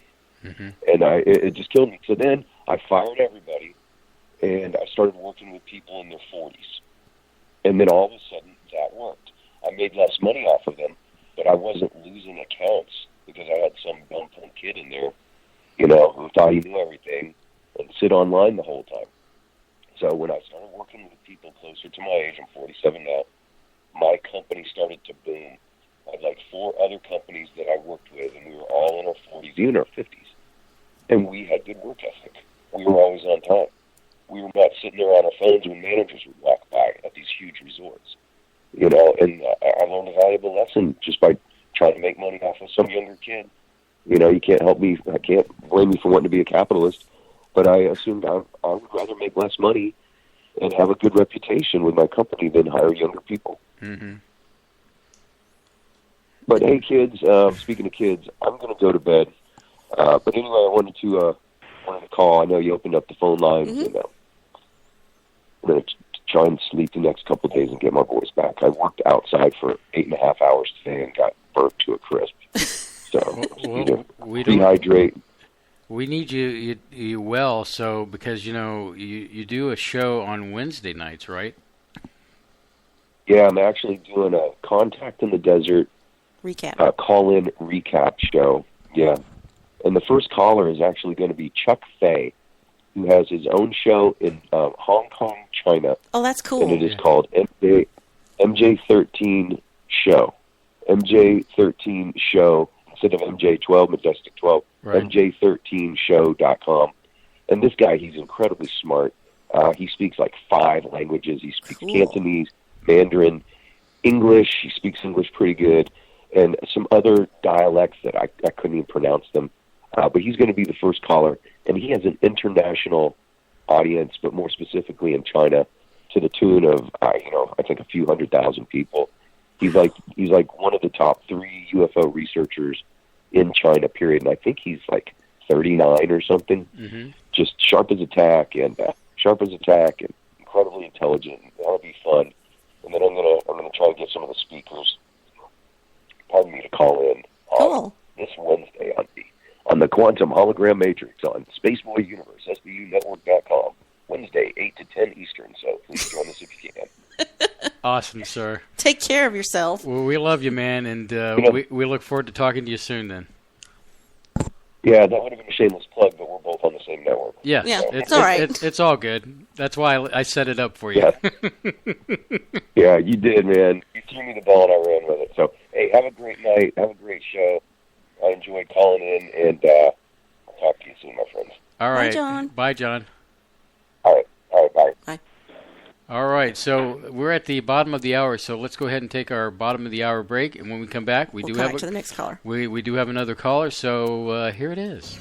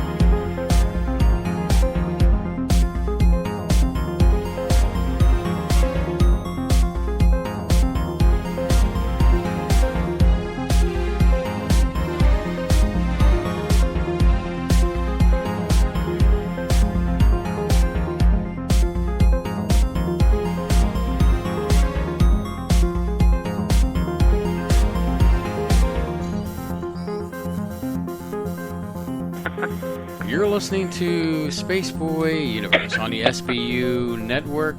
And real quick, before we get into our next caller, Patrick sent us another email. Oh, he did? Yes, it's kind of like you must have it ready. Patrick alert. He mentioned Hardy fries are great. Now, the thing about Hardee's is that if you want a heart attack... Does that exist? Hardee's? Still? Hardee's, yes. Hardee's and just Carl's don't see Jr. 'em. Well, actually, Carl's Jr., they have Hardee's. When I lived in Georgia, they had Hardee's there. But they have Hardee's and Carl's Jr. They're pretty much the same company. There was a Hardee's in Shreveport, and it was there for a long time, and it closed. But anyway, if you want a heart attack... heart attack. Yes. I actually... we have Bev on the line. Give me a second, Bev, to complete my thought here. I did go to a Hardee's once, and it made me so sick. Ooh. And that, because I've got a story I was going to talk about. I was going to say, because the food must have been just so rich and... But we need to talk to Bev first. Okay, so... Instead of me talking about that. Without further ado, just thanks, Patrick, for the email updates. It's always great. I guess it helps give us content for the show. Mm-hmm. So, Bev, it is another week, and you've called in. Of course. And I try not to miss. Are you sober this time? I mean, yes, I am. Oh. No rum and coke or no margaritas. No, it was rum and cranberry juice. Oh, that's right. Yeah, cranberry juice. Odd combination. Well, I'm kind of a fruit kind of mixed drink person. Yeah, you're fruit. Well, I like wine, too. I don't know anything about wine other than the one that's in the $3 bottle. Oh. That you can get at Walmart. Or the box. I don't know a lot about it, but... The box. So are you a white wine or a red wine? I think more red. More red. I think I would be more red, too. It's fruitier. Once again, you just chimed in. It's a fruitier thing. I've never had either, so I don't know what that's all about. Oh, you never had either kind of wine, huh? No, I'm a liqueur person. Oh yeah, liquor. Liquor. Hard stuff, clear stuff. How is it that Gene Wilder says? Candy is dandy, but liquor is quicker.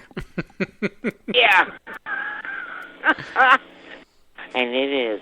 And that is my my Willy Wonka tie-in for tonight. I like tequila and vodka and Bailey's, Kahlua, butterscotch. I don't know if it's schnapps or whatever, but then whatever that is, and schnapps. Yeah, stuff like that. And of course, strawberry margaritas. Daiquiris. Oh, I love margaritas. I miss my drive-through daiquiri place in my hometown. Miss it so much. When you guys were talking about the kids, picking their cell phones to school and that. Okay, there's this, I can't remember where it was. But these kids in some school had to write an essay for their final grade. I think it was in English Lit. Mm-hmm. Mm-hmm. You wouldn't believe how they wrote it. Every student wrote it like they were texting somebody. Mm-hmm. Well, the teacher gave every single kid an F. Oh man, you had. Oh, I guess the school principal's office was just flooded with parents. They were very upset. And the principal was like, "Hey, it's that's not writing." And they were like U for the letter U for you, and using all these abbreviations they use. And he said, "That's not writing." And they got upset, so they had to take the test, do the essay over, and write it out for them to graduate. That's what my former coworker told me when she was taking this class, because she's like 2 years older than me. She said, everybody but me wrote their homework in the way you just described, with like, instead of Y-O-E, it was the letter U, and instead of T-O-O or T-W-O, it was the number 2. And they said, I told y'all, if you abbreviated words or wrote in text speak, you were getting an F. And he, of course, there's my 40-some-odd-year-old friend that knows better. Well, the thing is, I was going to say that, every generation, I goes guess through something like this. You have the older people, and I guess we're in that category now where we're looking at the young kids of today and saying, well, when we were in school, we did X, Y, and Z, and and now they're doing A, B, and C thing, and all you can do is like hope for the best and prepare for the worst with kids today, and hopefully you can reach out. I mean, this reminds me of a young man that we met at Mini Maker Fair, and we've seen him at Comic Palooza recently, and he's really a great person. His name's Cameron, and he's really got his head screwed on straight. Oh, yeah, I said, why don't you adopt him? And because... his parents would object. Well, the thing is he's that too old. He's smart. He apparently knows what he wants to do. He can put together one of those piezometry puzzles. In fact, he's a part of that piezometry thing, thanks to Jim Fox, that we've had on before. We need to buy one so we can have it as a giveaway. Yeah, I'm thinking about that too. But the thing is that I haven't lost hope on all kids. Right. But it's hard not to, when you see the man on the street interviews and things where they talk about history, or and then you hear things about giving up cursive in school. But the thing was, I don't believe my parents, or at least my mom, left everything up to my learning institution.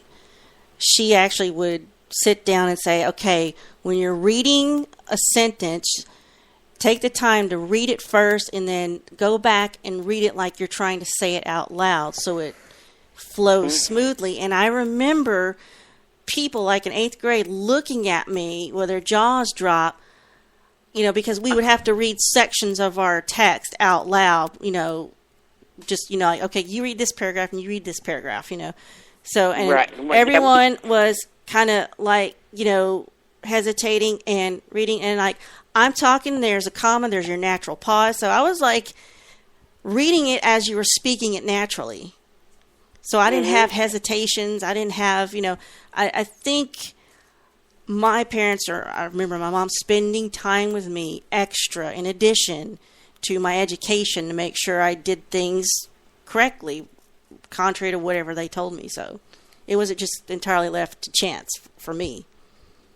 What's wild is when I went to school, but when I went to school, they taught in kindergarten, us kids were taught how to tie our shoes in school, our ABCs, how to count, and all that when we went to school. Now you have to know all that before you go. You have to know how to count 10, the ABCs. You have to know your ABCs. You have to tie your shoes. You have to know your phone number, your address, which they should know anyway. But it's like, man, where are these teachers teaching them? And now you got homeschooled kids with computers. The only problem. As I say, I never went to kindergarten. They didn't. Oh, you didn't? My parents just.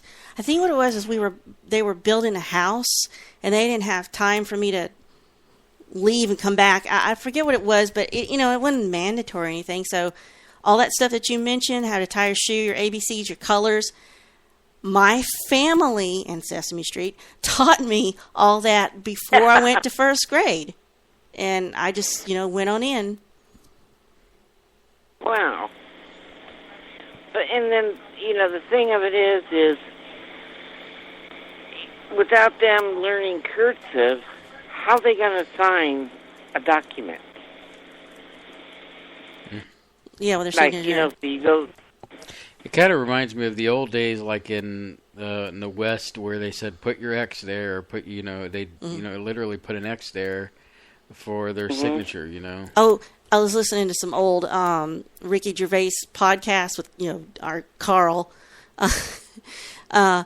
He was asking him about how come you don't write in joined up writing. They don't call it cursive; they call it joined up, where you write one letter and it joins up to your next letter, and the next one joins up, Wow. Yeah. He signs everything in print really large. He writes really large. Oh, gosh. So, yeah. But it's like, I just don't understand that. Luckily, my great nieces and nephew, they do know how to write in cursive. So, and like you said, they're not even going to know how to read the Constitution. Yeah. I have terrible handwriting. I always have, though, from day one. Oh. And I think it's a reflection of my chaotic mind. But I do my signature of my name very well. I've got that down in cursive. Bob should have been a doctor. You can't even read his signature. Spaceboy has nice handwriting. He does. He really is. You can see Spaceboy's handwriting, Bev, when you receive the box that Bob is getting. He wrote y'all's address. I wrote the return address, so you can watch. You can make a comparison. You can make a comparison. Well, when he was young, he had pneumonia and had real high fevers, and he said he had good handwriting until after his high fevers. So. Hey. And then I love this post I saw on Facebook where kids were in a classroom and the teacher had taken their phones and put them in a slot with their names on it in a box. That's the way it should be. Actually, they shouldn't even carry their phones to school. My niece and her husband, they don't let their kids go to school with their phones. They have no use for them. Unless something goes down, it would be nice to communicate with your parents, like where you are, if you're okay. Yeah. Well, I think they do because they are in sports after school. So I think they call them when they're done with sports. But, I forgot about that. They're all in sports. But it's just kids are too Now we had savvy. pay phones in my high school. So if you had the money Oh, and there gosh, wasn't, if so there wasn't, sweet. yeah, if you had the money and there wasn't somebody on the phone, I could call home and say, I'm gonna go to the office. I don't feel good. Can you come get me? And then, or you could go to the office and ask to call because you weren't feeling well. So that was the way to do it. Yep. But they had Yep. public pay phones in the quad, the open student area. They had public pay phones in our high school in the cafeteria. There's no more of them anymore, neither. Yeah. Well, I remember the dial phones that sit on the desk. I remember the I rotary. don't think I'd be able to dial a one of them anymore. Oh my God. Well, it just goes to show you as time travels on, things change, and it's I guess it's an inevitability. The future is just waiting to be upon us. And if nothing else, the three of us can sit here and be very smug about how smart we are. There you go. Well, oh, and you know what really got me upset is December 5th or December 7th. The day that will live in My infinite. My great nieces and nephew did not know what that was. D-Day? What are they teaching No, them? that's not D-Day. That's the bombing of Pearl Harbor. D-Day. I can't remember when D-Day is. That's. I think that's my brother's birthday, D-Day. The invasion of Normandy. I remember when that. Yeah. So. And it's like, oh my God, what are they teaching these kids? Nothing, apparently. Nothing. Yeah, they had no clue what it was. And Chris was like, my niece, she just turned 40. And she's like, she had no idea. They did not know what it was. She said, well, it looks like I'm going to be going to the library and getting books and teach these kids myself. Well, Bev, we appreciate you calling in tonight. And, you know, it wouldn't be a show without you calling in. Oh, Bob just posted June 6, 1944, D-Day. There we go. That's June 6th. Yeah, that's the day they, yep. And then we just got a confirmation of Surlana's brother's birthday, too. No, that's in December. That's the Pearl Harbor bombing. Yeah, but I was saying a confirmation of your brother's birthday, of when that is.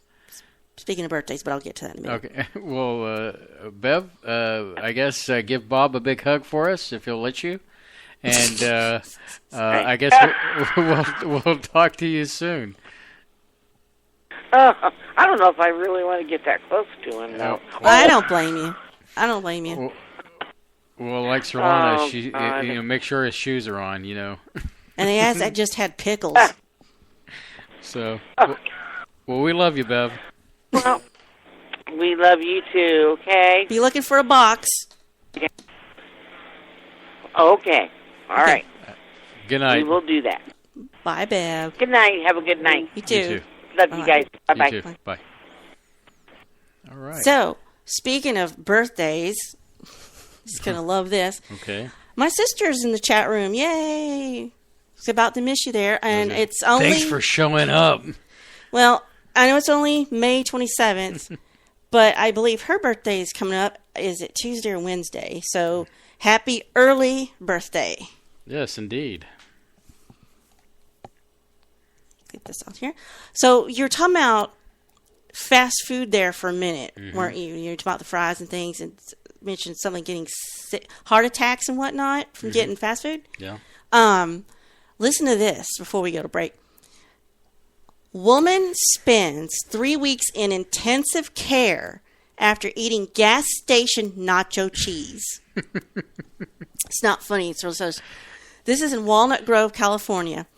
So this woman, she spent the last 3 weeks in intensive care from eating nacho cheese from a gas station. Her name is Lavinia Kelly.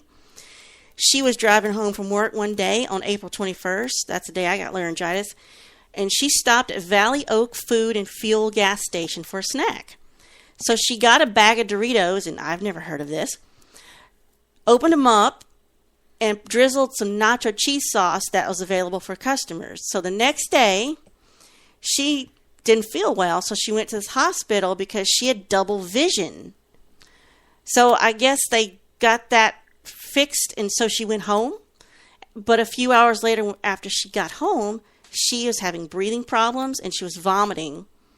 And since then, she has been hospitalized since her 33rd birthday was on Wednesday and in intensive care being treated for botulism, a rare paralytic illness. So botulism is caused by a nerve toxin produced by bacteria. So in food, botulism comes from eating improperly canned or preserved food. So the symptoms, listen to this: drooping eyes, slurred speech, difficulty swallowing, dry mouth, muscle weakness, can be fatal and is considered a muscle emergency. And there's a photo of this poor woman in her hospital bed. Her sister said it's been a battle for Lavinia. She said she's never seen her sister unable to move, talk, function. She's got all kinds of tubes in her. She can't communicate. So there's been other reports of eating food at these gas stations that led to botulism. Mm-hmm. But so I guess the health or CDC halted all sales at this gas station of food. And they said they're investigating other probable causes in another case. Her family hopeful she'll make a full recovery, but they don't know how long much longer it's going to take, what's going to happen. They said they haven't left her for 1 minute. Somebody's there with her all the time. So this woman's family has filed a lawsuit against the gas station in Sacramento County Superior Court, alleging negligence, product liability, and breach of implied warranty. And they tried to call this gas station, and they didn't return the calls asking about this whole deal. Mm-hmm. But that's how bad it can get. Wow. Well, I mean, there's some gas stations I would not touch any kind of food in whatsoever. But like a Buc-ee's, you can't go wrong. But Buc-ee's is everything's made with tender love and care. I'm intrigued by taking a bag of Doritos and then putting some nacho cheese on that. I never kind of thought of that, doing something like that. Well, now you ain't gonna do it now unless you store bought with it, safely sealed. Well, the store that we go to, or at least I go to every morning before I head off to work, has a nacho dispensing machine. Patrick's worried that if we talk about Guardians of the Galaxy or Alien Covenant, we might have spoilers, but it would be more of an esoteric discussion. Mm-hmm. But I've got one really cool story, but I want to kind of wait. I don't want to have to break it or anything. So, well, I mean, we're 5 minutes next? What next can I tell you? Well, real quick, Homer Simpson was inducted to the Baseball Hall of Fame. There you go. There's some time killed. We've lost two artists. We've lost Chris Cornell and Greg Allman. Now, Allman had liver cancer, and I think Chris took his own life. Mm-hmm. I'm not really familiar with him or his band or anything, but there's two more, I guess, legends in their own time gone, and I forget that Cher was married to Greg Allman at one time, and she's expressed her grief on social media. Hey, Dino. Shout out to Dino. Oh, the Dino man has showed up. Mm-hmm. A quick thing, they're using fish skin as an alternative treatment to burn victims. I saw that. Yeah, I think that's pretty interesting. Some of these people look crispy, and they've slapped some fish skin on them, and I saw that. I don't know if that was real, if it was like a rendering they did, like a Photoshop deal. No, I've seen there's an actual video on Facebook of them doctors putting fish skin. The skin. Leeches are coming back. Leeches? For medical use. Once upon a time, they used to do what they call cupping or bleeding because they thought your humors were out of balance. So they would just slice you open and let you bleed for a while to get the bad stuff out of you. And sometimes they would use leeches to draw this. But leeches will actually pull blood down, and they would use this to get blood flow back to an area of your body where it wasn't coming. That's kind of similar to them medical maggots, where to eat eating off the necrotic dead skin and of something and to clean it up. And so it may seem barbaric, but I think what was it during the Civil War? They saw that certain insects were eating away that, and patients were healing faster than those who weren't having the insects take away the necrotic skin and stuff like that. So, it seems like discoveries like that can, just be as valid today as it was then. Now, part of that is, over time losing knowledge because, time, kind of like the sands of an hourglass, kind of glazing over history, and we forget certain technologies and all that good stuff that that actually were beneficial that now get lost but then get rediscovered. So anyway, just thought I'd point that out. So Surlana, you're pointing that it is a hair past a freckle, and so And so, sorry, that took me off surprise. Sorry. And as always, there's always another day. Excuse me.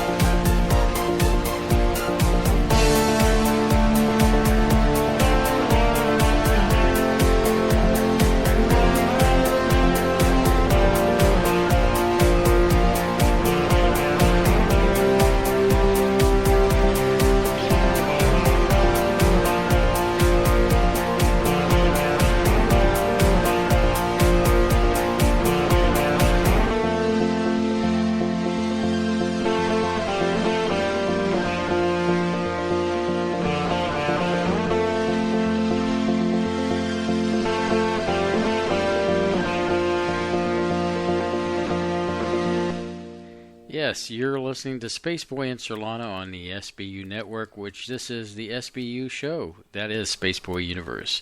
And that was There's Always Another Day. And speaking of which, Another Day, that is on the new Spaceboy album called Unique Technique. You can find that album on spaceboymusic.com, which has 17 wonderful tracks for $10. That's right, 17 tracks, $10. Can't beat that with a stick. So go on over to spaceboymusic.com when the show ends here and get your digital copy today. So Surlana, we're back. So I was reading the incoming mail from Patrick Spohr. You know, he's worried that we're going to do some spoilers, so we'll be very careful. I'll dance around some of these things here. So since we're sort of kind of talking about pop culture-y movie stuff like that. I was looking up topic fodder for this show content, so I just happened to pond, let's see, openminds.tv. I don't know if you've ever been there, openminds.tv. And I was really astonished. So, of course, the stars of Guardians of the Galaxy 2 are going around their promotional thing, doing their interviews. So, Chris Pratt and Kurt Russell are over in England right now, I guess, promoting. Yeah. So, he and Chris Pratt are on this talk show. Maybe it's like a morning show or something called The One Show. And Giles Brandreth, who I've seen and heard before, I'm trying to think who his son is. His son is a young, upcoming English comedian. Can't think of his name. But he's the host, Giles Brandreth. He brought out this folder in front of Kurt Russell and Chris Pratt, labeled Top Secret. And he said he researched some international news clippings for a story that Russell and Pratt might be interested in. So this is a video. You can look at this video of him doing this interview with him. So Giles told the two guys about the story about this unidentified pilot who was flying his private aircraft with his son on board to an airport in Phoenix one night when the pilot spotted 6 lights in the night sky. And then he reported it to the control tower just to find out what's going on. And the tower said to the pilot, "There's no other planes in the area. The skies are clear." And then his grand finale is like, mystery unresolved. So after Giles Brandreth said all that, Pratt's sitting there looking adorably confused because he's real good at that. However, Russell kind of was like sitting back and like he was waiting for his moment to talk. And so Kurt says, the tail number for that plane was Bonanza 2 Tango Sierra, and I was the pilot. So Kurt Russell had a front row seat for the famous Phoenix Lights sighting, and his son was with him at the time. And he didn't think anything of it. He said they were lights. He couldn't identify them. They were some kind of objects. He didn't really think much about it. 2 years later, he comes home from some thing he's doing, and Goldie's there watching something about UFOs, and they talk about that incident, and he says, "Whoa, they're talking about me," and then an unidentified pilot. So I thought that was pretty friggin' interesting, and I deliberately kept that one from you. Actually, I think I had seen a picture of him, Kurt Russell, and Pratt, and what I found funny about the picture is Pratt had this look on his face like, what's going on? wait, we went there? What's going on? So let's just kind of dance around Alien Covenant. Okay. So I've done a lot of looking around in social media and looking for topics for the show, and you can't fling an alien. You can't swing a xenomorph without coming up against something about Alien Covenant because yeah, it's all over there. The thing is about Alien Covenant, there is loads of coverage on it because it's sort of controversial. There's videos dedicated to explaining the timelines between aliens and Covenant Prometheus. There's infographics about the types of aliens. There's all kind of movie critic reviews and criticism, and then the comparisons to Prometheus, and the whole question of, was this even necessary to make for us to see? So I was just going to get your take on about how people are saying it's not good, doesn't stand up to Prometheus, it's just a bridge to get us to somewhere else. So, well, the thing is that people complained about don't give too much away about Prometheus, and so Ridley Scott went into a slightly different direction with the Alien Covenant.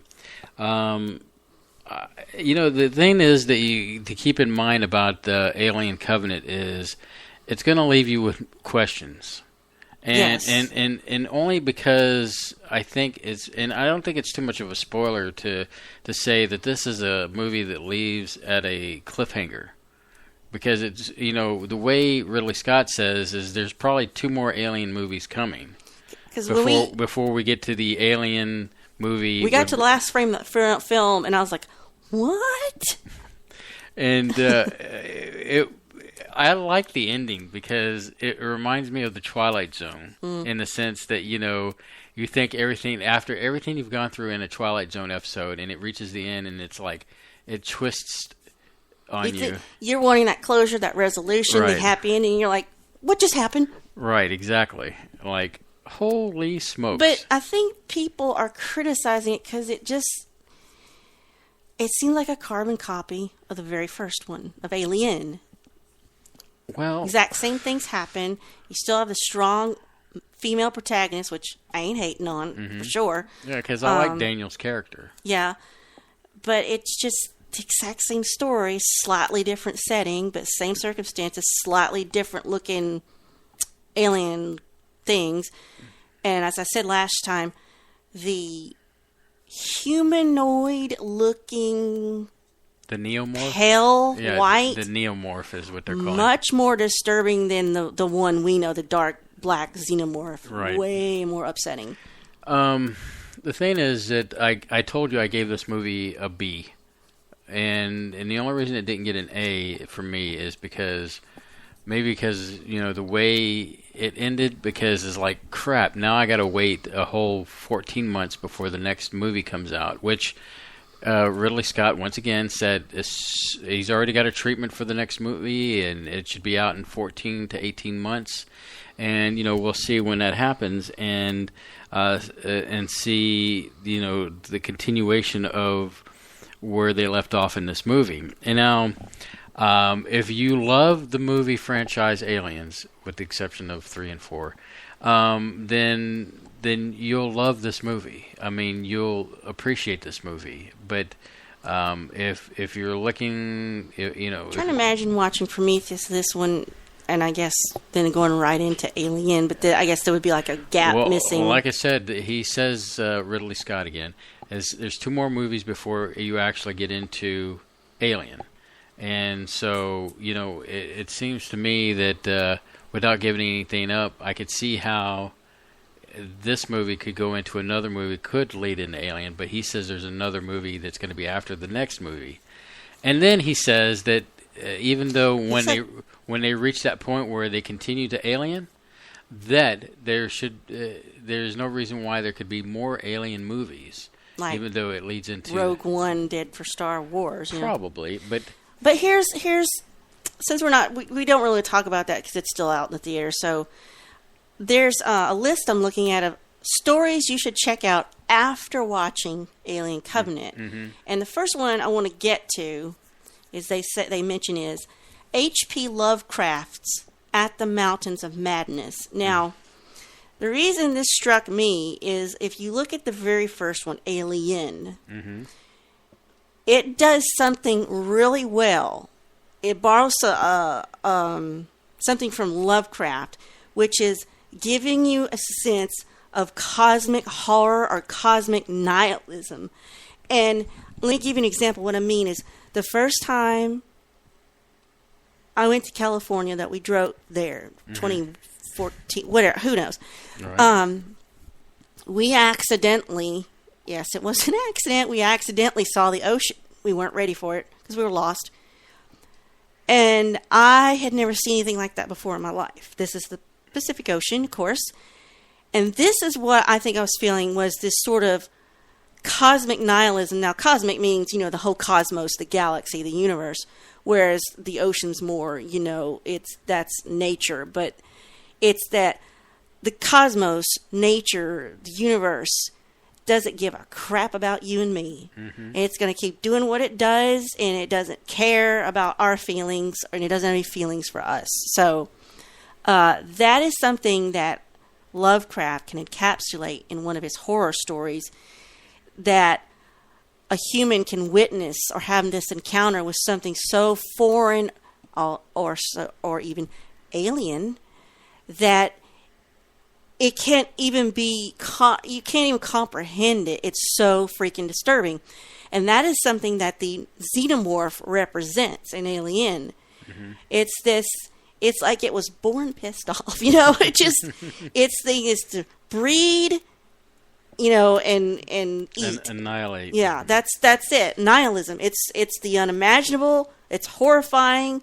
It's beyond comprehension, and they say that Alien might have been influenced by Lovecraft's notion of this. Mm-hmm. So they say if you can get a hold of it, the Mountains of Madness. Mm-hmm. And they also mention some others, like check out Jodorowsky's Dune. Yeah. Halo Combat Evolved. Pitch Black with Vin Diesel. Let's see. The Expanse. Yeah, Life, Pitch which Black. we just saw. Yeah, Pitch Black was good. Oh, yeah, Life, yeah. Which was, I think, ripped off. It says inspired by Alien, but I think it was just directly ripped off from Alien. It, The Terror from Beyond Space, which I'm not familiar with. It almost sounds like a classic. So, A.E. Van Voigt's The Voyage of the Space Beagle, which I've never heard of. It's a classic novel collected from a series of short stories, has long been thought of as a direct inspiration for Alien. This novel's first story is 1939's Black Destroyer, so maybe check out The Voyage of the Space Beagle, which might have been where Alien came from, the writers. So that's a way to talk about it without, you know, spoiling it for everybody. So now, unless you have something.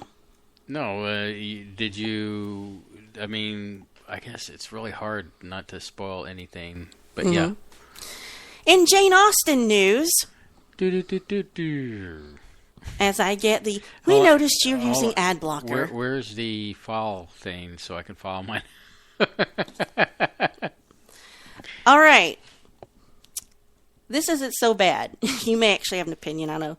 So, over in Yale, England, they have their own version of the paper money, or the pound note. Mm-hmm. And they have 10-pound notes.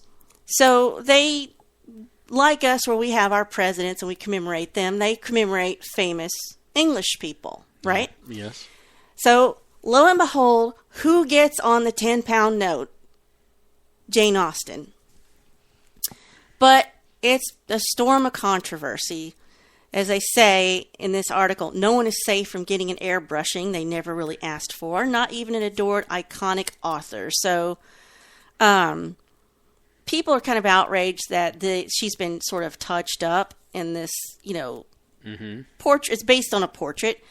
This is a woman who cleverly parodied and critiqued the portrayal of women of her era and who highlighted social hypocrisy. So, to go in here and doctor the image and make her prettier, I think she'd be against that. So, but this is what the Bank of England's gone and done. So, it means this Jane Austen will be the only non-royal woman to make it on English currency. So, there is an iconic likeness of her that Jane's sister Cassandra painted of her, which is in their National Gallery. And, you know, she looks a little severe and wide-eyed, and people might think she's sour, but there's also another famous painting where she looks quite good. But they're saying she's been touched up to kind of like Disney princess perfect and try to make her prettier. And it's like doctoring a selfie, they say. They just shouldn't have done it. They wanted a more true likeness of her. So, there I got my 2 cents in. And I'm sure that makes you excited that you got some Jane Austen news in there. So, still with pop culture. Right. You want to talk about the trailer for Thor Ragnarok. Okay. Where do we What begin? are your, my first thing I noticed is, you're going to steal my thunder, aren't you? once again, I think Deadpool is influencing. Didn't you catch that? Thunder? Mm-hmm. Anyway, go ahead.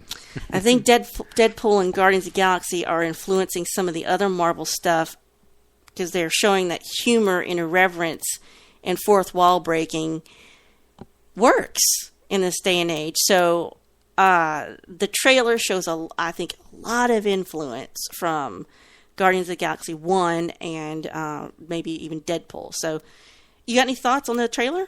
Well, I think that it's great that they're injecting comedy into it. I think with the success of Guardians of the Galaxy, the Volume 1, it just makes sense that Thor would borrow upon that, because I guess the first couple of Thor movies were more serious, and so I guess what was it? The Gunn decided to make Guardians of the Galaxy kind of bleed into Thor and give it that Guardians look. So when you see the credits pop up for Thor, it looks like it would be a Guardians of the Galaxy movie.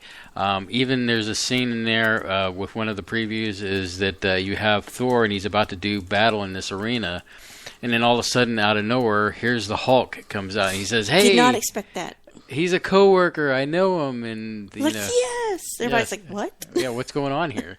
So it brings a certain excitement that I haven't seen for Thor yet. And I'm really jonesing and waiting to see that. And Chris Hemsworth can do comedy easily. Oh, yes. He can very sing, funny. He can dance. He can act. You kind of just want to smack him across his face. Very talented. Yeah, unfortunately. So, yeah, I actually read up on it, or rather, I read up on it a little bit, and I looked at a video that talks about the hidden things you might have missed in the trailer. Mm-hmm. And, of course, they have to explain a little bit about Norse mythology. And that is the antler-headed woman is Hela from Hell, Hel, which is the anti-Valhalla. Right. Not necessarily the hell, we know about, but she's from there, and she rules hell, and she rules a dark, icy world. And the guys who was doing this video talking about it said, as noted in the song, Immigrant Song, we come from the land of ice and snow. That's also, we are your overlords, Valhalla, I am coming. They said, why hadn't Immigrant Song been used before in Thor? But I'm like, well, it actually deserves it this time. Right.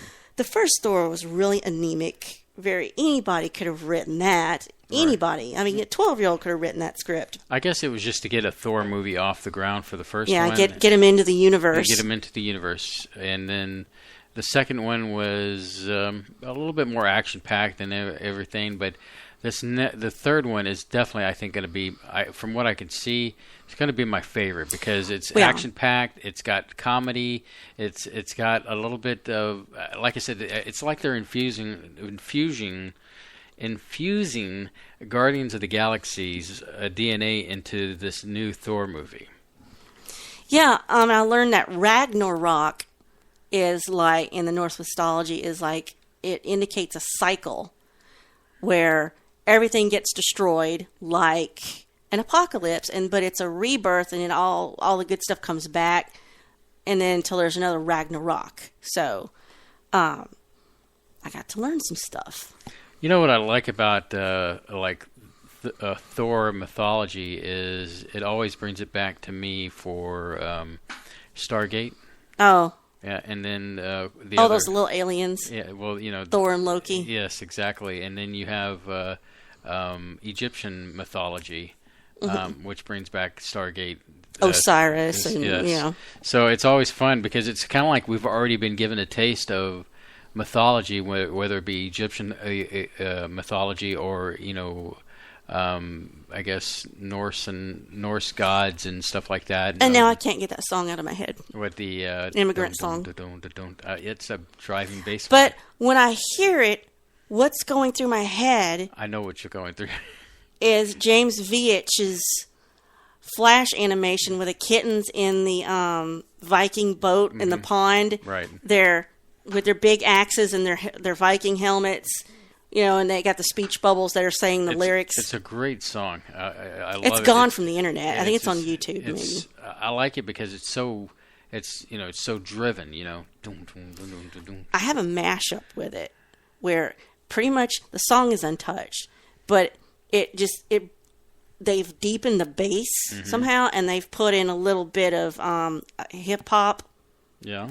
Rap lyrics in it, just a little bit, and I was like, "Ooh, that's kind of neat." So, Yeah, so that looking forward to that. I'm trying to think of, speaking of movies, I don't know about you, but I'm really looking forward to Wonder Woman. Yes, I was looking at from the Nerdist, Nerdist.com, that an article called "Why Wonder Woman Has Already Made History and It's Not Even Out Yet."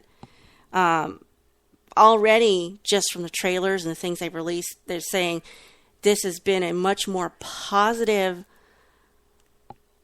take on the female superhero, whereas, Catwoman was a huge failure when she got her own movie. And who else? The other one they were saying was really bad. It was just an over-sexualization for the male gaze. Of course, whereas she's pretty much covered up. She doesn't have too many bits on display, and her she's a warrior. She's not over. It's not overly flashy. Mm-hmm. It's kind of toned down as far as color is concerned. Mm-hmm. I mean, it's sort of muted. It's not like Linda Carter back in the 80s. How flashy? 70s, yeah, 70s. My bad. And things were flashy. Yeah, it was flashy back then, and in the 80s too. And Linda Carter, wow, And she still looks freaking awesome. She does look awesome. Punch her in the face. But so they're saying it's already a triumph, even if the actual movie critically isn't a good movie. Like maybe the plot's bad, or maybe it's already done wonders. I read that there is no deleted scenes. Really? Which is kind of uncommon in most movies. It's like, I'm a little confused though. About what? So her upcoming movie, Wonder Woman, takes place World War I or II? I think it's World War I. Okay, so that's the time frame. Mm-hmm. Chris Pine's in it. Then what was this business with Batman and Superman? She's, I guess, she didn't age. She's an immortal. Oh. Her father is Zeus, and her mom is I can't think of what her mom's name is, but she's an immortal. Hippolyta, I think. Yeah. Yeah. So I was just that had me a little confused, but so that's why she's in that movie, and why there'll be another movie that takes a little place later. I've heard Gal Gadot, who's going to play Wonder Woman, mm-hmm. has been in the military, and she's got training. I think the Israeli military. Mm-hmm. So everything you see on the screen is probably her genuine athletic and her mm-hmm. ability. They probably trained her movie stuff too, but she does have that stamina. I was a little bit apprehensive about her being Wonder Woman, but after everything I've seen with the footage and everything is like got her perfectly as far as Wonder Woman. I can buy into her being Wonder Woman. Just like Jason, and I can't think of his last name, that's going to be Aquaman. He looks... MoMA. Yeah, he looks awesome. And he's perfect. I mean, I had some reservations because, you get... Because the comic book, has Aquaman as this blonde-headed white guy, and, and so... But what they've delivered with him in this new version. I would not want to mess with new Aquaman, would you? Yeah, new Aquaman, he looks bad. Rump. Mm-hmm. Bad rump is what I'm going to use for terminology tonight. Shut your mouth. Now, as far as this, since we're kind of segue into the Justice League movie, Cyborg, is like, the Flash, I can't wait. I like the Flash. What am I wearing? I don't really have a dog in this fight. I'm wearing a Flash T-shirt.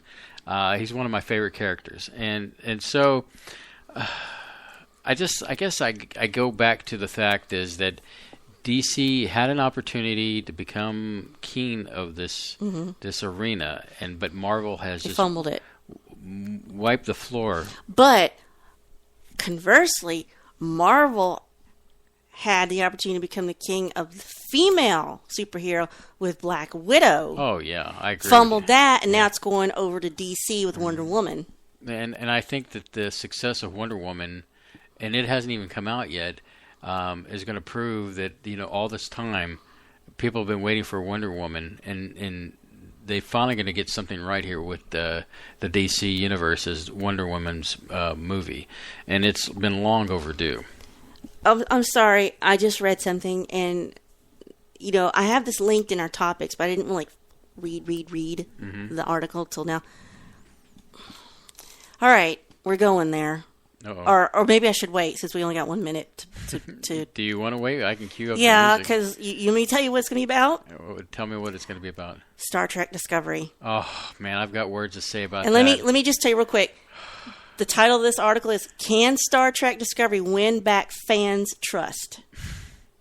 Well, that sounds like a magical moment to take a break. And so you're listening to Spaceboy Universe. I'm Spaceboy, and that's Surlana over there.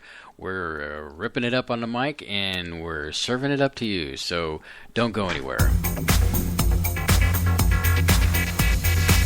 You are listening to Spaceboy Universe on the SBU network. Explore the universe with Spaceboy and Surlana.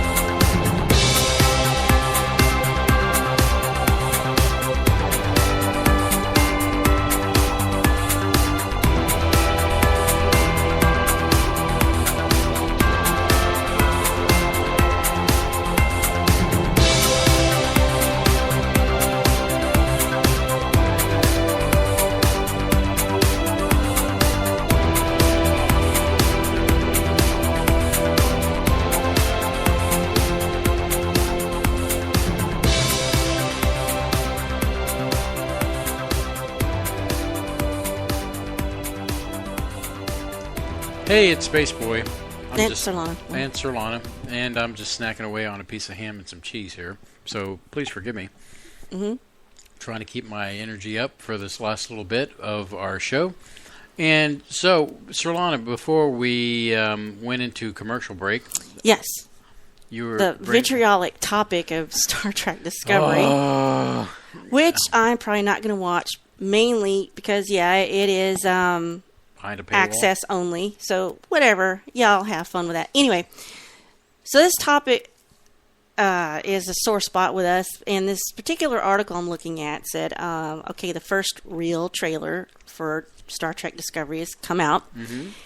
And it gives us an idea of the first Trek TV show since 2005's Enterprise will look like. In fact, one of the still photos I'm looking at kind of does look like the interior of Enterprise from Archer's day. Well, since you haven't really, in full disclosure, seen the video for the trailer, I can tell you that it looks great. It looks good. Mm-hmm.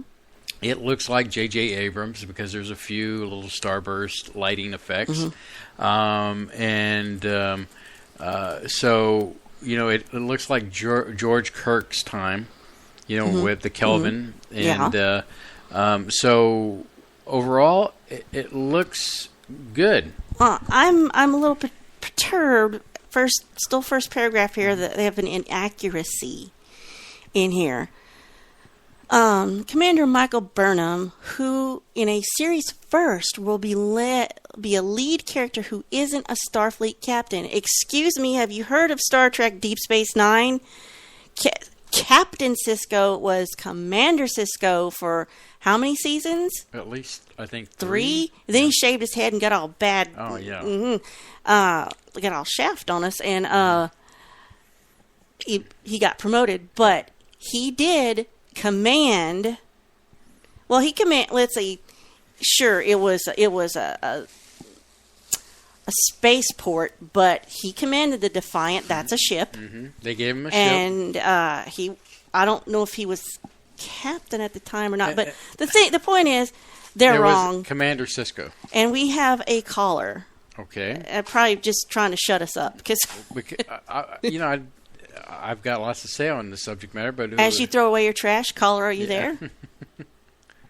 Oh, yes. Yes, I'm here. Good evening, ladies and gentlemen. Hey, Dino. How are you, Dino? It's been a while. It has been a while. Well, a lot's going on. I'm off the reservation now. I'm off work for a couple of months, so I go nuts. And my voice got better. Summer vacation's I had some kind of a virus. Hopefully it's not the nacho cheese out in California. Yeah, stay away from the gas station nacho cheese, Dino. Yeah, I heard that. No, I don't tend to eat junk food, but I've been eating some of the California cheese that's fresh, the organic. But I hate to change the subject, but I guess it's okay since it's. The topic is rotating tonight. Is that correct? Yeah, it is. Topic Roulette is what we talk about and what you want to talk about. Well, I have a new thing that may be a conspiracy that I just found out about today.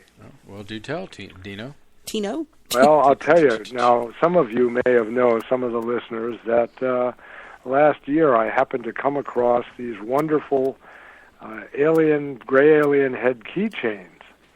And before someone was so rude to me, I was going to give him one, but never was able to pass that off. That was another egotistical radio host, not current company. But so anyhow, today I happened to be going by that store because I have said alien keychain on my car keys, so it's very unique, and I like to pull them out, as I've said in the past, and sometimes people go, what's that? And they're just cheap, and other times people tell me their stories because they figure I'm alien friendly, or abduction friendly, I don't know. So anyway, I went in today, and this happens, I think I told you, it happens to be a store where a lot of young women shop, and they all kind of look at me funny, but the 2 young women that work there, and I pulled out my keychain, and I go, are you still selling these? And they said, no, we don't have them anymore. And I go, well, didn't you have said alien head? I've seen young ladies wearing these logo on their shirt or on their tights or whatever else they sell at the store. And she goes, no, we don't sell that anymore. Now, that's very odd, because for a couple of years, this was very popular, this alien logo, alien gray head that was on those stuff, and now it's gone. I'm wondering if someone in that said corporation that owns all these boutiques had a real experience or were told to stop using that logo. Very strange. Fashion is weird. It can kind of go in and out. It's hard to know with stuff like that, I would say. Women's fashion is fickle. But it's very odd. This was kind of something that was associated with them. I believe they had these gray alien. They had earrings. They had the keychain. I had seen them. I think about 2 years ago I mentioned that I called in on air that I was kind of freaked out. It was late at night, and I was in some big shopping center. It was somewhere. I think it was at a Bed Bath & Beyond, and there was hardly anybody around, and I was shopping. And then I looked up, and there was this very attractive young woman, and she had a blouse, not a blouse, I don't know what you call it, a top on, and it had a big old alien head on it. And I went, whoa, I thought maybe she was one of these tall blondes, and I go, where'd you get that? And she rattled off the name of the store, and I go, what? And I didn't realize it was a boutique name, I don't know if I should say it on air. I don't know. I guess it's okay to say, right? Well, I guess. You're not slandering them, are you? No. I'm just saying that. But, which is this young woman rattled off. She goes, Brandy Melville. And I go, what? I thought Melville, like Moby Dick or something, But anyway, that's the name of these boutiques. And I guess, I don't know if they have them in Texas. They have them all over L.A. and Bay Area and I don't know where else. But it's a corporation. It's called Brandy Melville. So, and they have little fashion stuff. It tends to be for young women. But I just thought that was so cool, and I thought I would really love to talk to whoever owns this company to see if they had an alien experience or a sighting. And now all of a sudden, they're not using that alien head anymore. That could be a conspiracy. Yeah, it's a strange universe out there. Can you imagine having Dino with us at Comic Palooza? Yeah, he would have been a hoot. Yeah, I'm not really into comics and all, but I'm sure I would have gotten into the mood of the event because through the years, just the things we saw, Oh yeah, I know what you mean. I mean, I've attended several Beta Breakers races, if you know about that tradition. I've been to the exotic erotic Halloween balls, and I've been to Coyote. Coyote was the old hookers union years ago with Margot St. James, and I've been to their events. So yeah, I've been to some wild parties. So I'm sure costumes and semi-nudity and are all things that are fun to party around. Yeah, it always cracks me up because I've said this many times before. Dino is just. Yeah, I know that guy, or it's... Well, he was saying in the chat he had met or been in the presence of Greg Almond, or... Yeah, that actually was when they were still putting on these San Francisco exotic erotic Halloween ball, which was a big event for years, and they would take over a whole hall, they used to take over this old train station south of Market Street, and... nudity was not demanded, but allowed, and there were wonderful costumes and nudity and semi-nudity and live bands. So one year, the two guys that used to run it were two ex-New Yorkers, and they got Greg Allman to come and play. Mm-hmm. And he'd heard about it. I mean, a lot of famous people. I think I told a couple of years ago on the air, one time I worked for them briefly. I would help with it and get a little bit of money and get to see all this, so I didn't have to pay $60 to get in or whatever. And one time, we had invited the local ABC, all the local news stations, just as a way of free promotion. We'd call them up and invite all the on-air staff to the exotic erotic Halloween ball. And one time, someone bit. And the guy that was working the will call at the door said, "Hey, have you seen that guy dressed? He was dressed like Robin, Robin and Batman. He had a mask on." And he goes, well, look at this. He gave me. He said, I don't know if this has been handled, and he pulled out ABC News cards, and he said, is that true? It's an invite. He goes, I let him in. He goes, he had ID, and the guy was Peter Jennings. He's dead now, so I can say that because, people like to be incognito because of all the wild stuff that went on. And Peter Jennings showed up, and I saw him, and he did look like him. He had the mask on. He was dressed like Robin of Batman, and he was looking at this one semi-nude couple that were posing. Everybody would take cameras and video. It was a wild party. And he was kind of checking it out, And I guess he didn't want ABC News New York to know that he'd been there, so he had the mask on. And so this was not that time, but a couple of years later, Greg Allman was asked to play because they would have live music throughout the night, and they'd have dancing and music, and they had a DJ. It's a big event. They'd have different halls and fire-breathing acts and strippers and all kinds of stuff. And it was a big party, and it got to be world famous. So one thing about these guys, the one guy died quite a few years, and his partner carried it on. Well, the partner that carried it on was kind of a whack job, and I hear he's kind of destitute now, but he burned one too many bridges, and he thought he was a big operator, and he sometimes would kind of burn people on money, that had done it, or not pay him as much as he promised. Because, he made a living off this. Once a year, he made tens of thousands of dollars off this one event.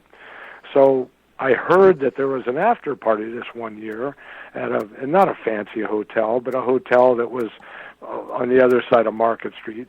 And I heard, there's going to be a party. Yeah, you can come. And I go there, and I'm looking around, and there's not much. And then someone said, try room 324. So I went up. Nothing. I didn't hear a loud noise. I knocked on the door, and from behind the door came this voice.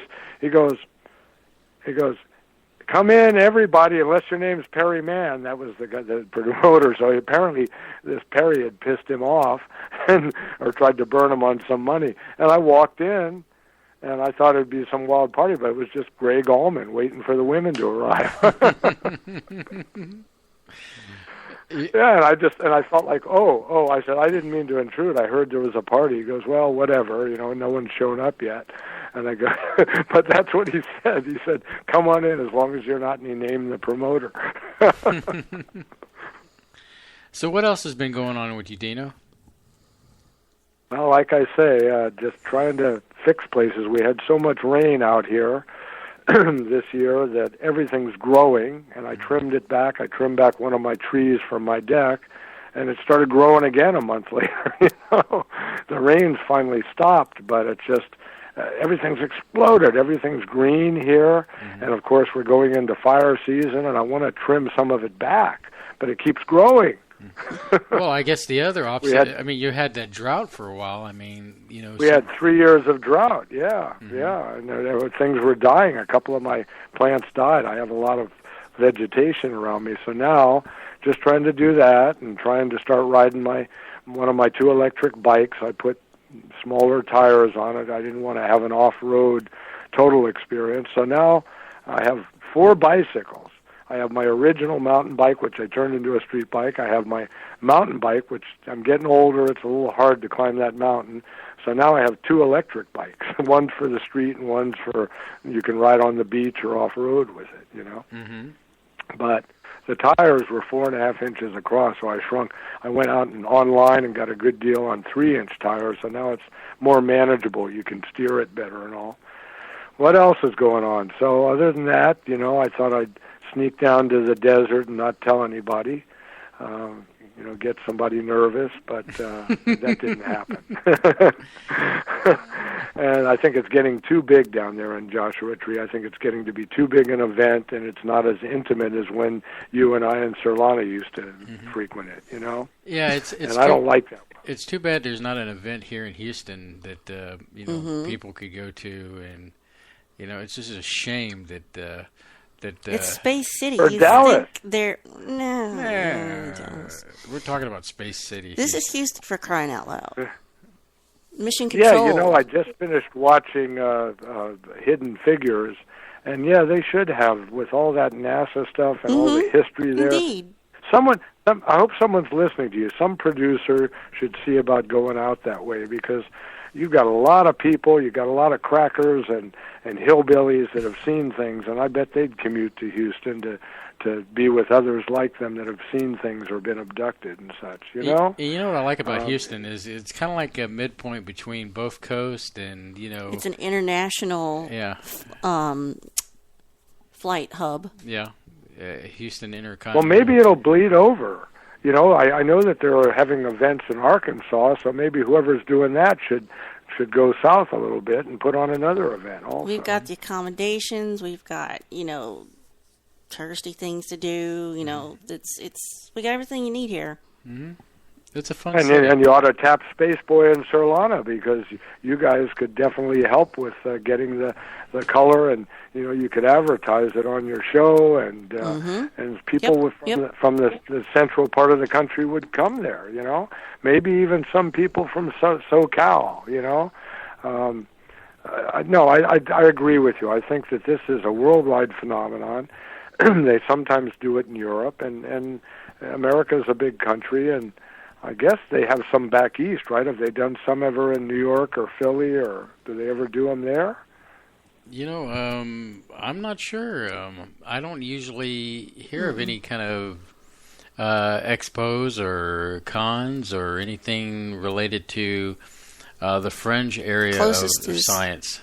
Was it well, you know, even Steve Bassett got fed up with things after the election, you know, because he was pushing for disclosure from Barack Obama, or at least, you know, Hillary, and so he's been doing a lot of stuff in Europe lately.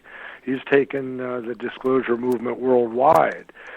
So that being said, and since it's such a hot topic now, someone really should do something in Texas to bring people who don't want to travel to the two coasts, you know.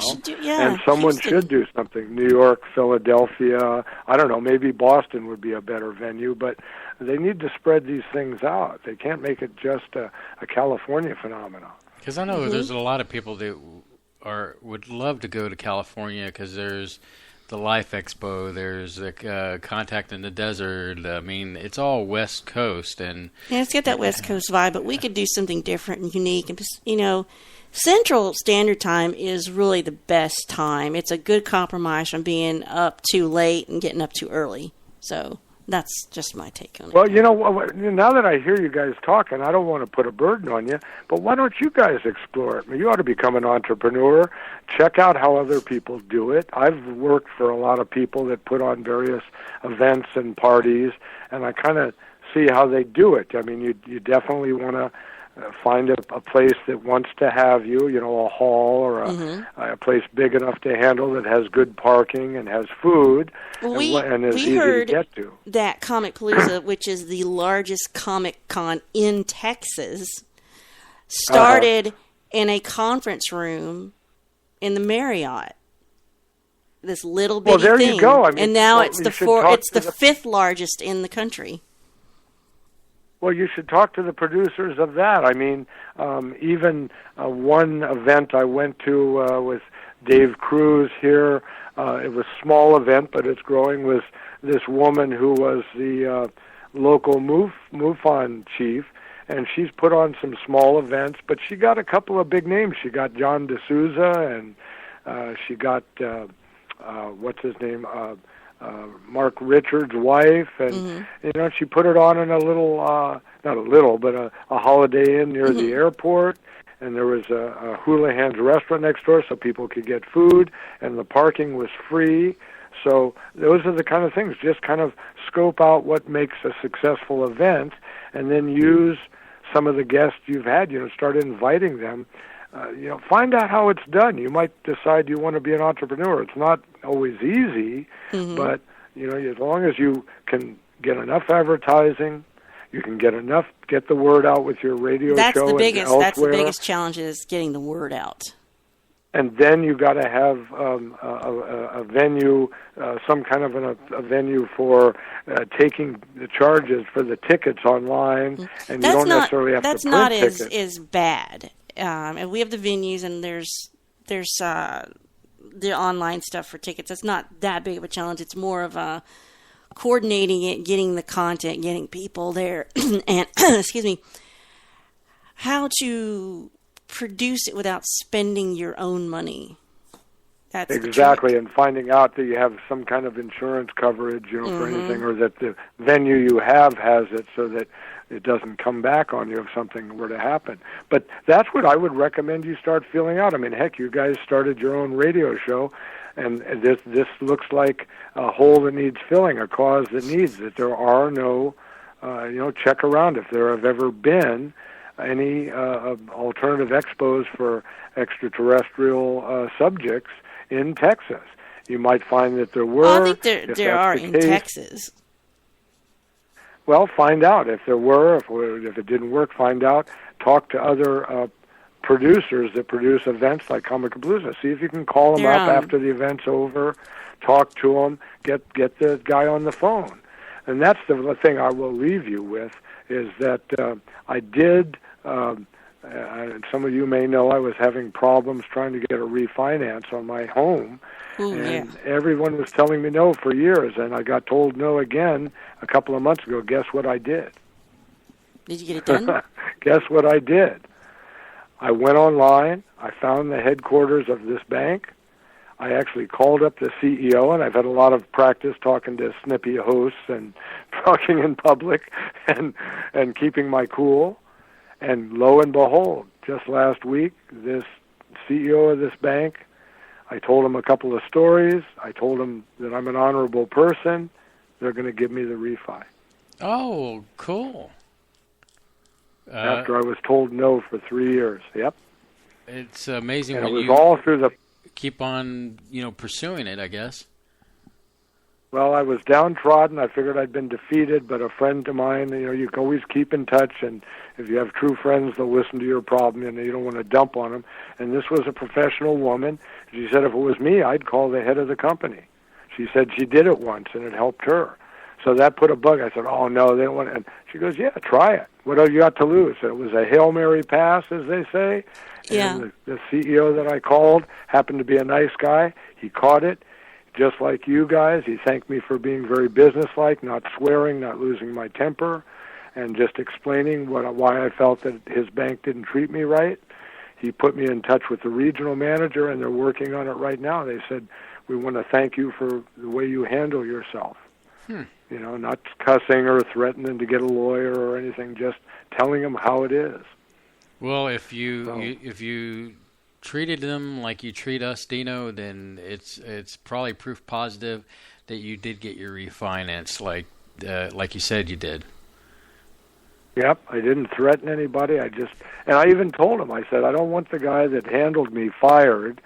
I said, I'm not looking. I told the CEO of this company, I kept it short, and I just said, look, the only reason I'm calling is I think I was treated unfairly, and I think that I'm a good risk for your bank. I have a wonderful home. Even if I were to somehow default on this, you have a lot of value here. It's a desirable neighborhood. And I said, all I want out of this is not to get anybody in trouble, not to go on the Internet and say what a crummy bank you are, but I want a refi because I deserve it. I've taken good care of my place.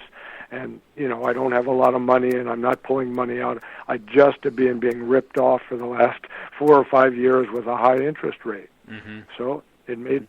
And I did tell him the story of APG and INI. Do you know that story? No, I don't think we do. Okay, real briefly, APG and INI started the Bank of Italy in San Francisco. That then was made into the Bank of America, one of the biggest banks in the world. And if you go to the original... branch where APG and INI used to sit in North Beach in San Francisco, the Italian neighborhood, and you go there, his desk is still, he's been dead 50 years, but they still have his desk in the lobby of that bank because APG and INI, way back in the day, if his bank loan people, if you wanted to start a business or buy a house in old San Francisco, you could go up to him after you'd been refused by his bank officers and present your case right to the head of the bank. And if he thought you were an honorable person, sometimes he went against his own loan officers and shook hands with you and said, you promised to pay my money back, and he would give you the loan. So I told the head of this bank that. I don't know if he'd heard the story or not, but that's how I got the loan. It's it's sad that there's not more people out there like that, and I just missed a day where if you made a pledge to take care of something that and you honored it, there was honor among people. You know what I'm saying, Dino?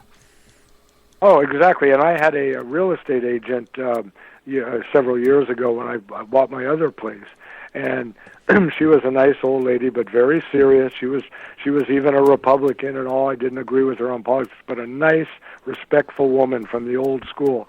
She said, when I started selling real estate 40 years ago, my husband and I could sell a house, and she said the contract was a legal size form, 11 by 17, both sides. You signed one side, you signed the other side, you shook hands, you got a house. If you've ever tried to buy a house lately, it takes days of, I have this form and that form and this and that. Oh, yeah, we went through it. Yeah. No, but she told me 40 years ago, double-sided legal form, then you had your house. People have gone nuts with lawyers and fees, and people turning on people, and all you're trying to do is sell a house to someone, or a car. Go to try to buy a car now, they have you sign a pile of paper. You don't know what you're signing. Go to get a cell phone nowadays. You don't know what you're signing. I don't know. I don't know if it'll ever be the same, but you and I and Surlana and most of our listeners, I think, are the type of people that would do it on a handshake and a promise, But the big world out there, the global world, everybody's looking to cover their behind. Mm-hmm. It's a different world we live in, Dino. Well, Dino, it's past our time, but we're going to wrap the show up. But as always, we love when you call because you always bring something new to the table, and we appreciate you as a member of the universe. Well, thank you. I'm in a much better mood this month than I was last month, and I don't want you to get charged more for going over time. So good night to all the space cadets, and good night to you guys, and I'll be talking to you soon, even not on the air. Good night. All right. Okay. Good night. Bye. Okay. All right. So, Surlana, we're a little bit past our time to cut off, but do you want to wrap up? Yeah. What were we... What are we doing now? Well, housekeeping. Housekeeping. The thing is, I can't seem to pin you down for this month show topics. This month, I just wanted to get through. This is the last show of this month. Yes. Yes. And so next month, we kind of have an idea. We will have, hopefully, we'll have Leo Phoenix on next month. Yeah, but that's not till like the second or third. You do realize that this is the last show of this month of May, and then there's June. There's 3rd, 10th, 17th. And so, yes. So Leo will be I can tell you about the 17th. Hopefully we'll have local Houston artist Leo Phoenix possibly live in studio. In our new and studio. He would be the very first person to do that. Set foot into Casa de Guerrero. Casa de Spaceboy. Yeah, or whatever. People know. So that's what's coming up. I think you're going to get your research on because the great women of history. Are we doing that? Yeah, that's what we had scheduled. But Are we doing that? You wanted to do something like Infamous Women. I could do half-half. Well, this is volume 2. I guess the 10th we will have something fringy. Well, we could pick up from the preempted one when I was sick, because I already have those notes and that's ready to go. So just look towards our website to see what the schedule is going to be like next month, and we'll have it all filled in, and life will be good. And because I'm looking at our calendar behind Surlana, and it goes back to December of last year, where we talked about Bowie on December 3rd, and then of course the next week after that is Patrick Sporer. But I digress. So yeah, just look for new topics and everything as we chug along to September, which will be our 2nd anniversary here at Spaceboy Universe. And the future looks pretty bright. Wouldn't you agree, Surlana? Yeah, I gotta wear shades. Okay, good. So on that magical note, say goodnight, Surlana. Nah.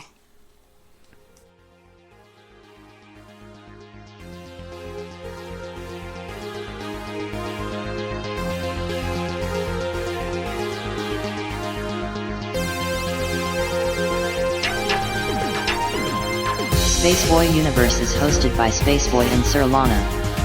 Executive producer is Surlana. Social media producer is Dennis Koch. Associate producer is Lee Ann Cordes. Music production is Spaceboy of SpaceboyMusic.com. Special thanks goes out to Lee Ann K, K28, Mark S, and Bob N.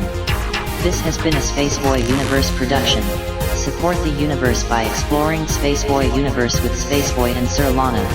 Sweet dreams, Space Cadets.